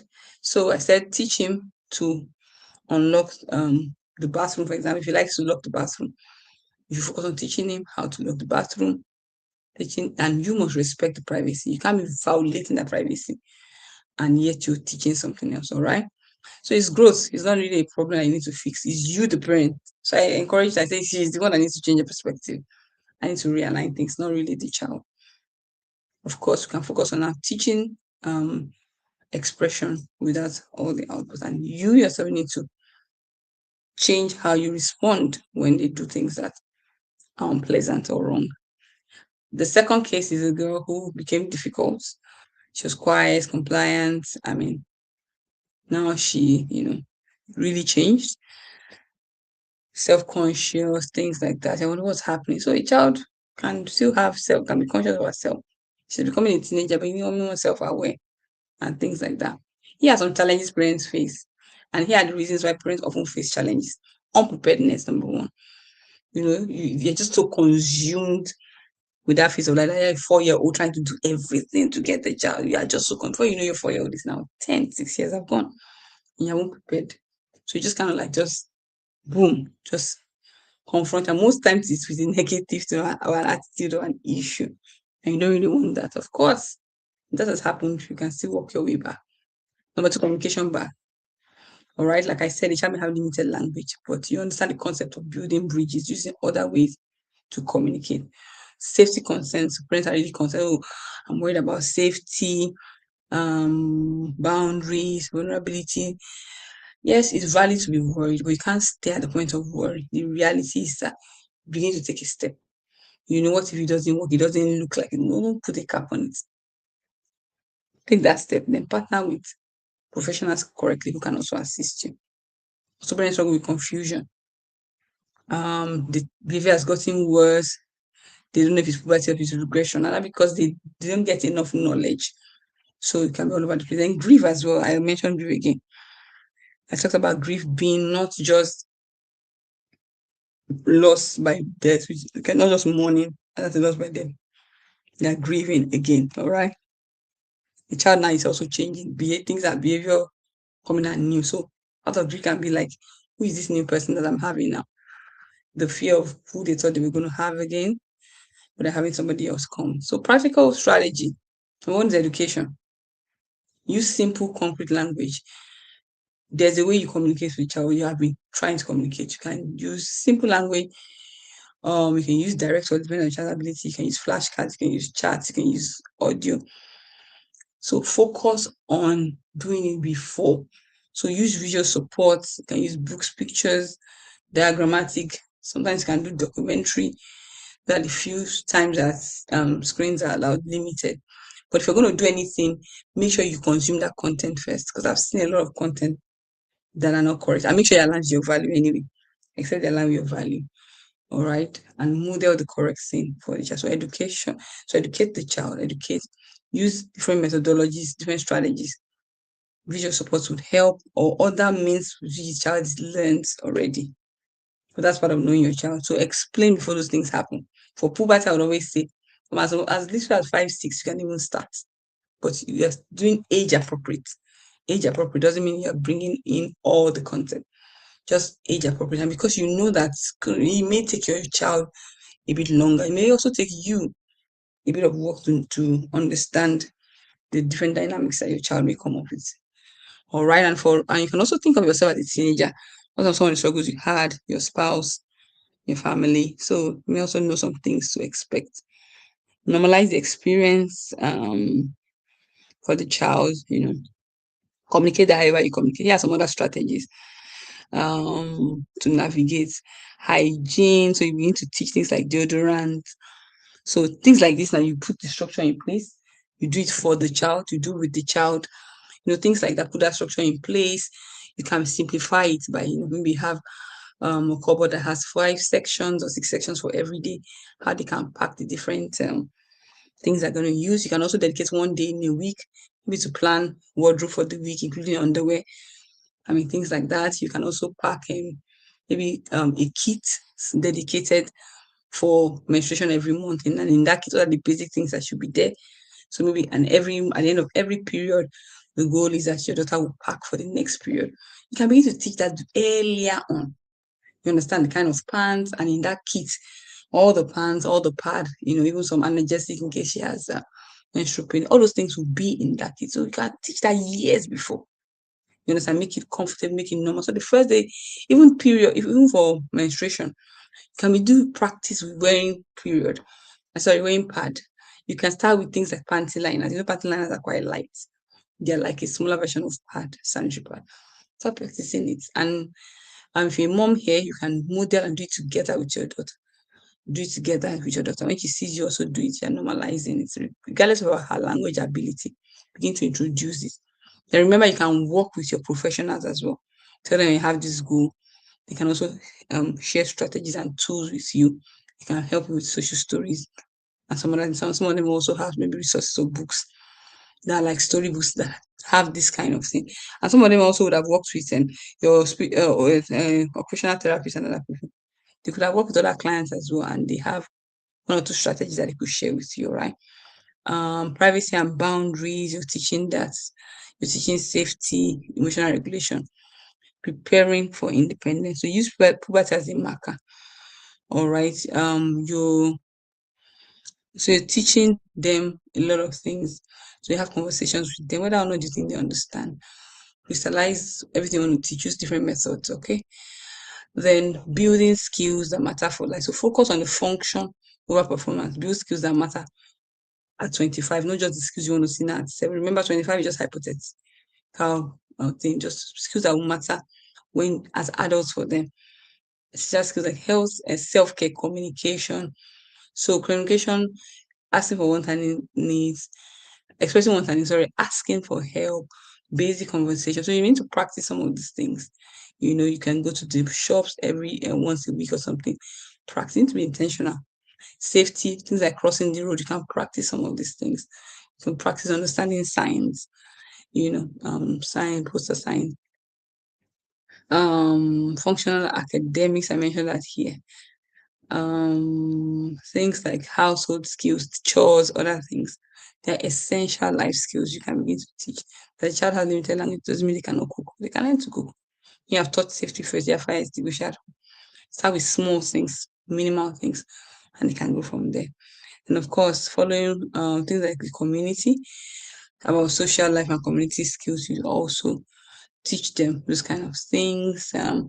So I talk about self-care and communication. So self-care, you teach them self-care, how to shower, take care of their body, how to dress appropriately. You can teach them how to dress for the weather. You can also teach them to use their roll on deodorant and other things. In communication, teach them to express their basic wants and needs. Maintain a calm posture and environment, not things that trigger. Then learn to ask for help, set boundaries, teach them to set boundaries, basic conversations, turn taking, greeting, initiation and response.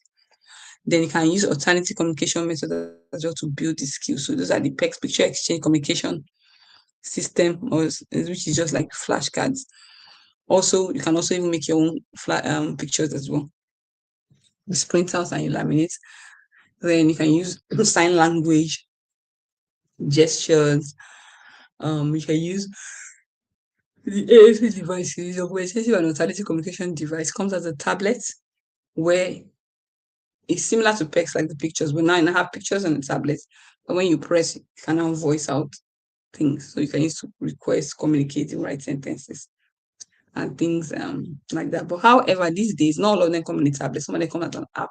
They can download them to different devices. When it comes to the AAC device, usually you work with speech pathologists. They are the ones that will usually be affiliated to the companies, because you have different companies as well.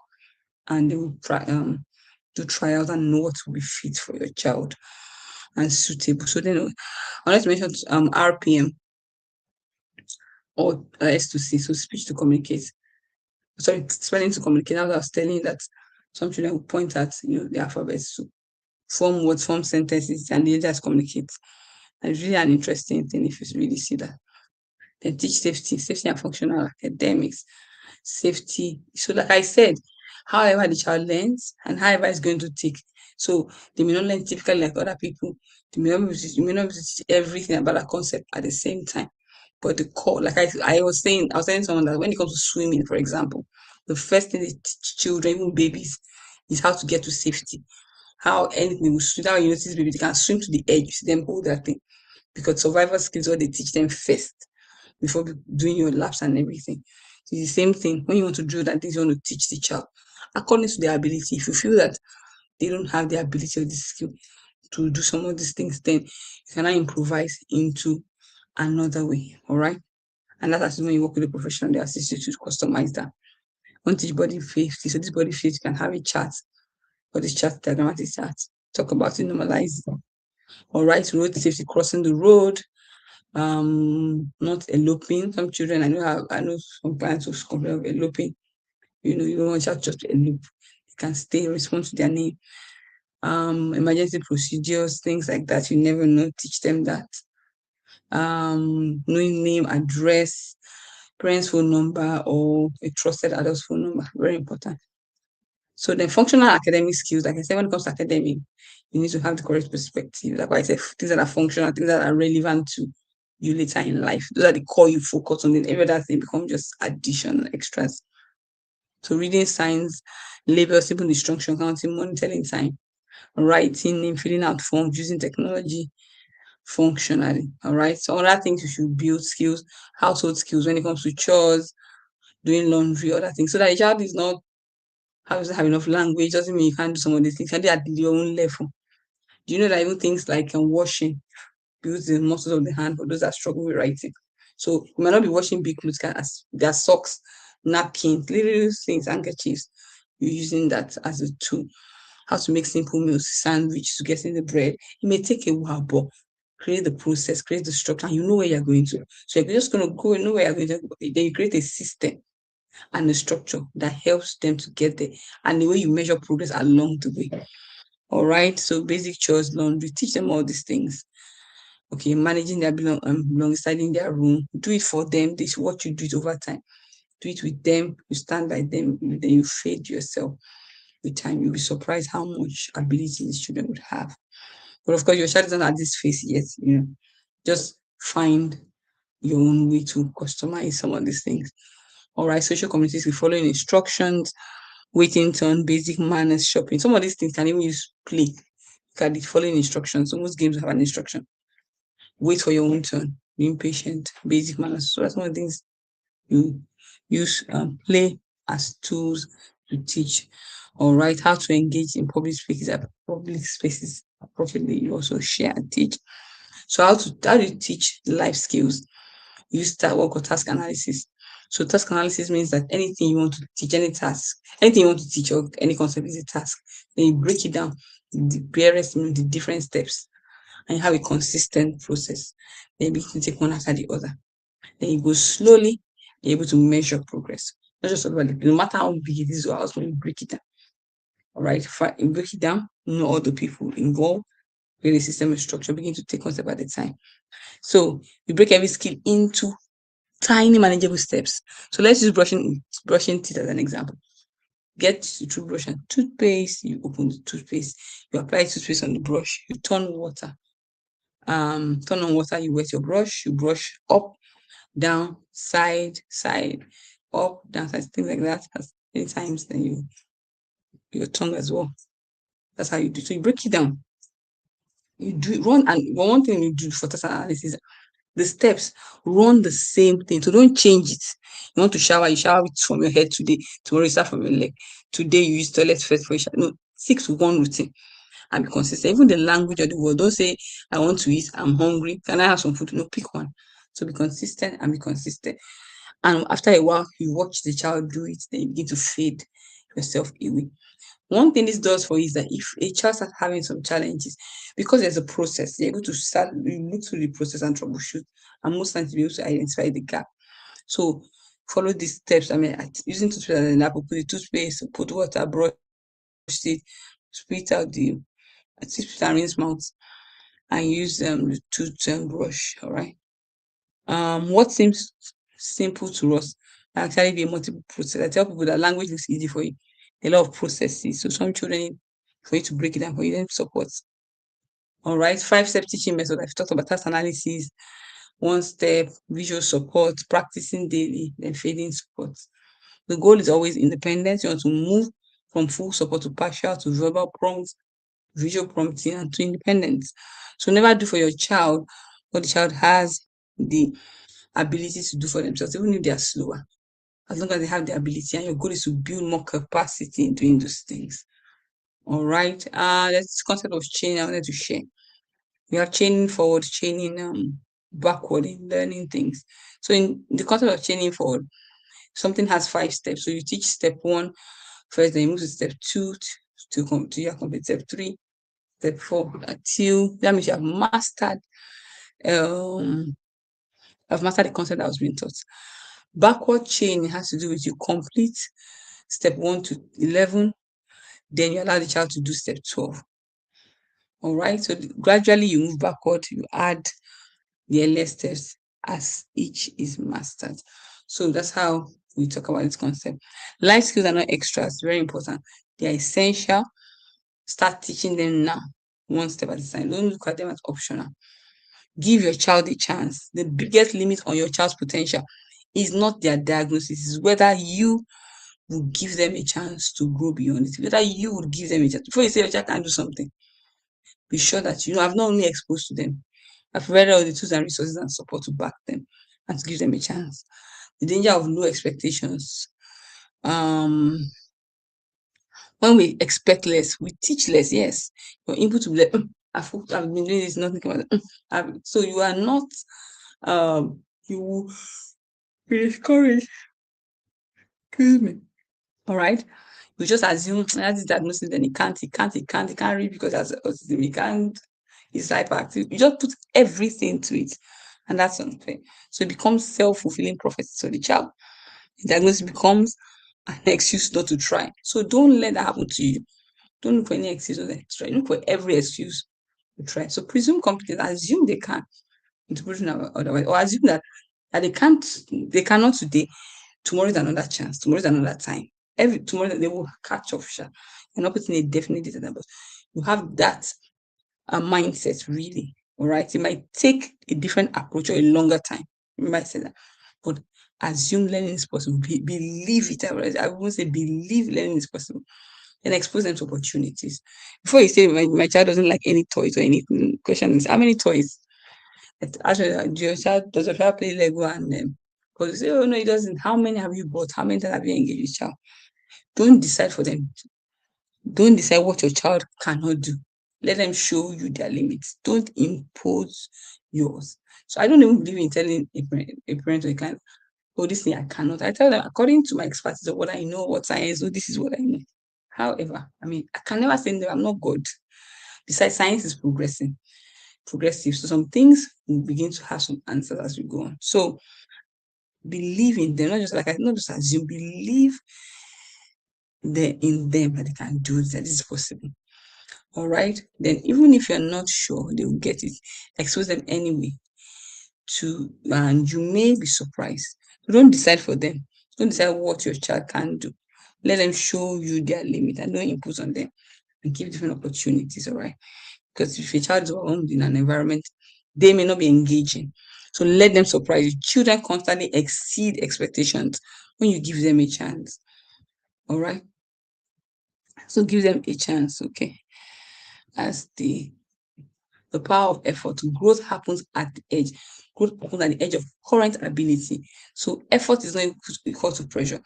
It means consistent teaching, not forcing. So if you never ask more of a child, they will not grow. So you're asking more, but you're not stretching them and putting pressure on them. All right. Ask yourself honestly, have I given my child every opportunity to learn so and so skill? Every opportunity that explode. All right. Have you really done that? Some of us also need to even be sacrificed. But not necessarily, okay, I'm doing this, I'm taking the child. There's some things about your schedule. You need to be more present, you need to restructure your home. That may be much more critical. No matter how much you try to outsource that, it wouldn't work. All right. So you must know that. So what's possible? The child told he would never speak in that conversation. Like I said, I've seen 16-year-old talk for the first time, 20, 21-year, even 27, I've seen. The child told I didn't work with those parents directly, but I know people who did. So I know the story. The child told he would never read, now reading independently, like my client yesterday. I mean, they didn't believe he could read. It was all over the place. He don't speak. Speaking, reading, learning now. The child told he would need 24-hour care, now living semi-independently. Yes, this child may not be fully independent, have some tools and gadgets and people who can still engage appropriately. So what made the difference? Parents who didn't accept the ceiling, who kept teaching, who gave their child a chance. That's the thing. And I believe that parents listening want to give your child a chance, all right? So over these 3 days, what have we looked at? We've looked at day one, we're able to see your child beyond the label, the diagnosis. See your child with dignity. See a diagnosis as a tool, as a door, as something giving direction, not a ceiling. Day two, we talk about stepping up as the pilot, parent as the pilot, as the driver of this ship or this plane. Other people are partnering with you. So you need to step up. Step up. We share the story of hope of a parent who was one where quite a number of parents are, and she was able to share her story, right? You are the most important person on this journey for your child because you are the core. You bring everybody together and you make all decisions. Build skills that matter for life, not just academics or in the moment. So you do this with strategy, with intention, with hope. When some people say hope is like you're giving people false hope. I say some people need a level of hope, level of faith and hope to keep going and believing the best. So don't tell anybody to make you feel bad if you are believing or you are hoping. No, I hope not be dashed. Because even if you're doing therapy or something, you're not doing it unto nothing. You're doing it with a belief, that mindset. So, but you need to be strategic, you need to be intentional. So I want you to make these 5 commitments today. Don't let the diagnosis limit your effort. Don't reduce your effort. Don't just say, I don't want to do too much. So at least it won't be a waste. Because somewhere in your mind, you are doubting, like, maybe will it work, will it not work? I like for someone, it's my husband that will tell me something. Maybe I want to make a decision about something. I'm trying to think about something. Maybe I want to engage in something. I want to buy something. And I'm like, what if the thing doesn't work? And he'll tell me, what if it works? I'm like, okay. If you say I want to buy you want to do this investment, or you want to say, what if I waste money? What if it wasn't? And my mom was like, what if it was? What do you really have to do? Especially when there are things that you don't even have to, doesn't have to do with money. Say, what is what that will happen? Nothing. But what if it worked? And you now look back and like, that thing could have worked. So don't let diagnosis limit your effort or what you're putting in. The label is information. It's not a ceiling. Teach the skills even when it is hard. Consistency and patience are your great words. Patience. Let patience have perfect work. You need to be consistent. Remember, you need frequency, intensity, duration, and you need to be consistent with that. You need enough practice, enough input before you begin to see output and changes. Parent with the future in mind. Keep that. Remember, I said 25 is just a picture. Keep the adult goal. Keep that picture. Frame it in your mind. And keep it in your vision. You can even have, these days, there's VR or something. You can just draw it, or and you can even write and speak about the person you want to see. You understand? So partner with professionals, but stay in the pilot seat. You are the expert on your child. So I want you to own that role as the pilot. You know your child more than anybody else.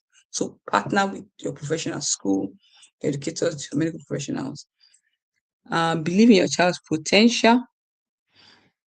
Believe in your child's potential. Your beliefs are the most powerful force on this journey. Your beliefs are one of the most powerful forces on this journey. You need to believe in your child. Believe in the process. Believe what you are doing will yield something. All right. So let your words, let your faith, let your attitude, your actions, let it align to what you are believing. So you're not just wasting money, you're not wasting time. Oh, what if it works? What if don't stay? That's it. So every time that thought content is going to work. Is that it works or it works? One of my pastors would say, is that yes or yes? Is that yes or yes? So we've been equipped these 3 days. We've been empowered. So, I talked about encouragement and empowerment yesterday. This is not just encouragement. I just want to encourage you. It's okay. It's going to be on empowerment. So, empowerment is beyond just encouraging. Yes, empowerment, when you're empowered, you are encouraged. But then you're not giving knowledge and tools, all right, to begin to take these steps in the right direction. So, I want you now that you've been empowered and you know what to do. Now go home and give your child a chance. Not a chance to just to be normal, but a chance to be who they're meant to be. A chance to grow, a chance to surprise you, a chance to break limitations. There's no limitation, there's no box anywhere. A chance to live their best life.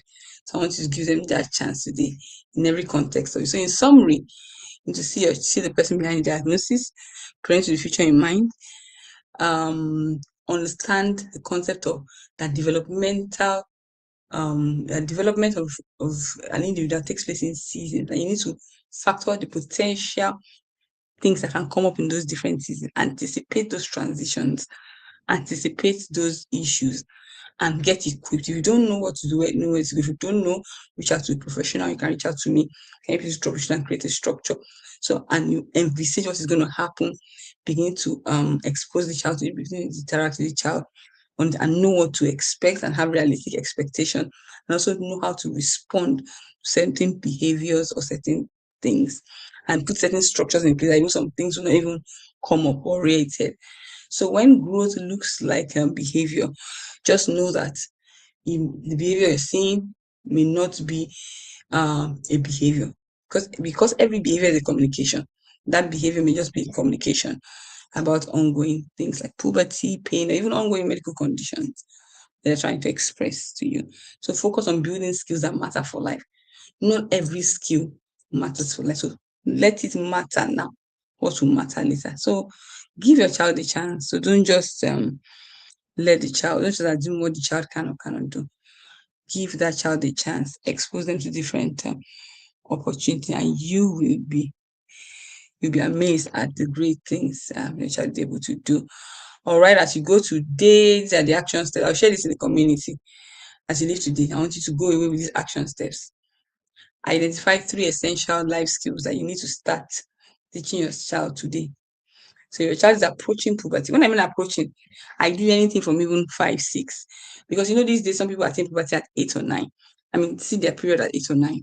And if you're seeing your period at 8 or 9, that means puberty is like 2, 3 years. So remember you're building. So you're not teaching everything. Just begin to create the awareness. Begin to introduce some of the material. Some are storybooks, flashcards, diagrammatic. Begin to initiate those things and use them as tools. So for example, when you're trying to do like therapy for language or communication, Don't just teach language in isolation. Cat sat on the dog. Cat is red. Those are not words that are using to interact. So use everyday interaction as opportunities for teaching, building language, and enhancing communication. Shift your focus from trying to get a child to catch up to building for independence. Focus on that adult that you would like to see and how independent you want them to be, how functional. I begin to think, what can I do from where I am? Start from where you are, from where your child is. Don't compare yourself with another person. Start from where you are and begin to journey. Remember, if you know where you're going, anywhere can be a starting point. And since you know where you're going and you can measure your metrics, you can be sure you are moving in the right direction. And if you also partner with professionals like me and other people that you're working with, we're also able to hold you accountable and help you to measure and troubleshoot as you go, as the need may arise. Give your child a chance this week, this month. I want to shift your perspective. Teach them something that you have thought that they could not even do. Think about it. So take your time. Most of the time, teach them. Take your time about what you want to teach. Understand your child, how they learn. Then do the task analysis. Break down that thing you want to teach into different things, no matter how small, and begin to journey and measure progress. All right. So this is like a practical life preparation. All right. So I will share it in the community. Thank you, everyone. It's been an amazing 3 days. You can follow me on our various social media handles. If you're not in our Telegram community, please join the Telegram community where more information will be shared. I'm going to be sharing some resources in that Telegram community for people who registered for the conference and who have been a part of our community at the conference. So please join our Telegram community. Do we have any questions? I'll just take a quick water break while I await any questions. Put your question in the comment section. I'll be right back to take your questions. See you all in a bit. When your child isn't meeting their milestones, like your child isn't talking like their peers, having behavioral challenges, not following instructions, or having learning difficulties, or maybe you are currently navigating a diagnosis such as autism, speech delay, developmental delay, or even a learning disorder. You're trying to make sense of why your child struggles to attain skills that come so easily to others. Or do you find out that your child has been in therapy for several years, yet with little progress? This has left you with more questions than answers. At Autism Renewed, we see you and we are here to help. Hello, I'm Dr. Lola Okewu, a medical professional and a global autism expert. I am the founder of Autism Renewed, an organization that works with parents and families all across the globe, equipping them to navigate developmental challenges. We do this with clarity, compassion, and expert support. Our approach integrates medical insights, educational planning, and therapeutic strategies because we believe that every child deserves a chance to catch up and thrive. We have several books and resources, and in addition, we offer different services. Some of our services include our one-on-one consultation, where we help you truly understand what's going on with your child and what to do next. We also have the Milestones Acceleration Program, which is our customized parent coaching program, where we help you to build customized strategies that are suitable for your child. In addition, we have targeted programs that address different areas of concerns, like our speech delay programs, our behavioral challenges programs, and we also have programs that target learning difficulties. We also work closely with schools and educators, helping them to create inclusive environments, effective individualized educational plans, also known as IEPs, and strong partnerships with parents and families for every child's success. We have worked with different families across several nations of the world, helping them to turn confusion into clarity and challenges into breakthrough moments. So, whether you're just starting the journey of helping your child to navigate developmental challenges, or you have been walking this road for several years, I want you to know this: you are not alone.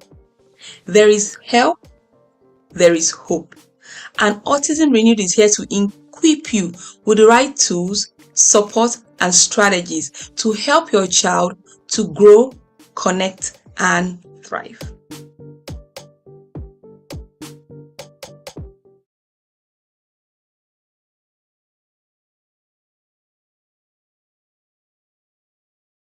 So, um, I'll be taking questions, any questions. If you have questions, please drop your questions. Mhm. All right.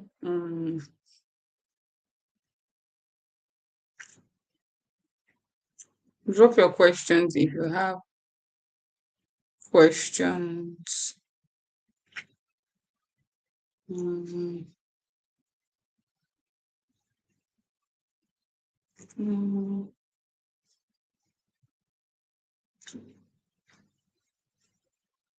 We have questions. Um,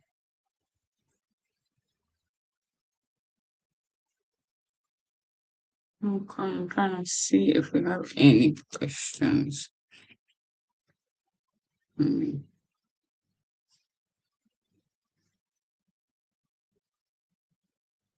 I want you to drop your questions in the comment section. Thank you, everyone. Thank you for the feedback. Wow, it's been a wonderful day. It's been a wonderful 3 days. So, conversation continues in Telegram group. You can reach out to us if you need any help, you have any challenges. We have different services that we offer. Like we said, we have one-on-one consultation. We have our one-on-one consultation.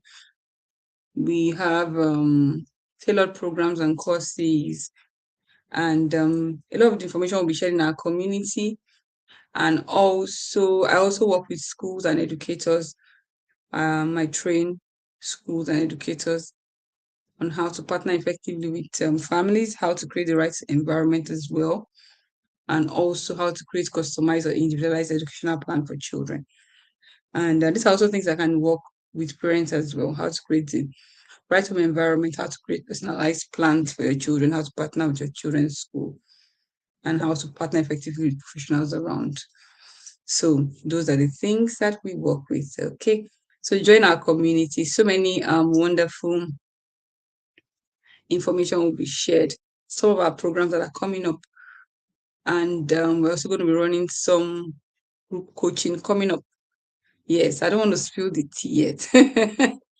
But trust me, we have wonderful things coming up. We have customized programs targeting different areas. We have speech delay courses. You can reach out to us on behavior, speech, learning challenges. We have all that.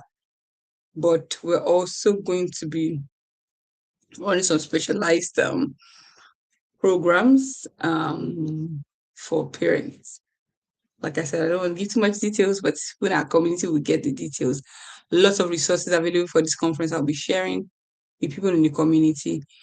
So if you're not in our Telegram community, please do well to join our Telegram community. Then please I want us to follow us on YouTube, subscribe to our channel, and please click the subscribe button, follow us, and also share with us as well. So thank you very much. You can share with us your feedback in the community. You can also ask your questions in the Telegram community. And if you're not following us, if you're not in our Telegram community, you can join our community. You can also follow us on Instagram. Drop us a message on Instagram.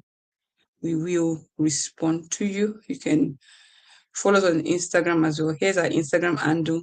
Follow us on Instagram and follow us on YouTube. Subscribe, like, share, and so we have so many things coming up, but lots of information will be in our group. And, you can reach out if you need help with your child, if you're an educator, you're a caregiver, or you also have maybe different settings. So it's not just so any settings where you have parents, you have families, caregivers, and you have children that will need support.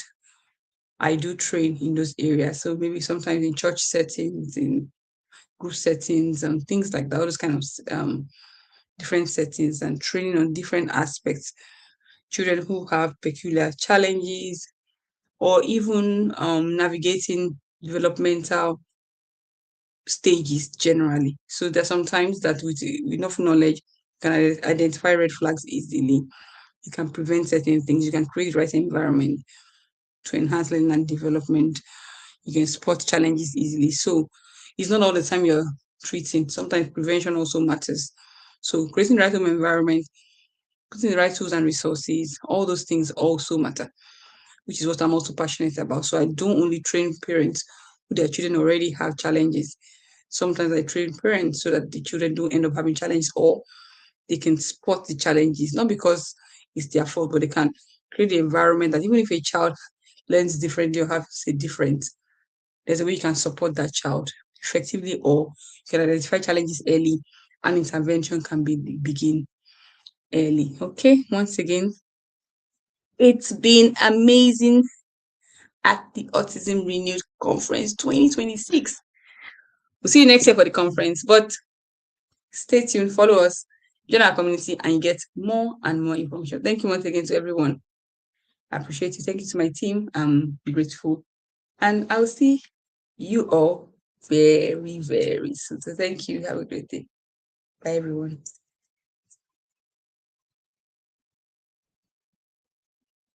When your child isn't meeting their milestones, like your child isn't talking like their peers, having behavioral challenges, not following instructions, or having learning difficulties, or maybe you are currently navigating a diagnosis such as autism, speech delay, developmental delay, or even a learning disorder. You're trying to make sense of why your child struggles to attain skills that come so easily to others. Or do you find out that your child has been in therapy for several years, yet with little progress? This has left you with more questions than answers. At Autism Renewed, we see you and we are here to help. Hello, I'm Dr. Lola Okewu, a medical professional and a global autism expert. I am the founder of Autism Renewed, an organization that works with parents and families all across the globe, equipping them to navigate developmental challenges. We do this with clarity, compassion, and expert support. Our approach integrates medical insights, educational planning, and therapeutic strategies because we believe that every child deserves a chance to catch up and thrive. We have several books and resources, and in addition, we offer different services. Some of our services include our one-on-one consultation, where we help you truly understand what's going on with your child and what to do next. We also have the Milestones Acceleration Program, which is our customized parent coaching program, where we help you to build customized strategies that are suitable for your child.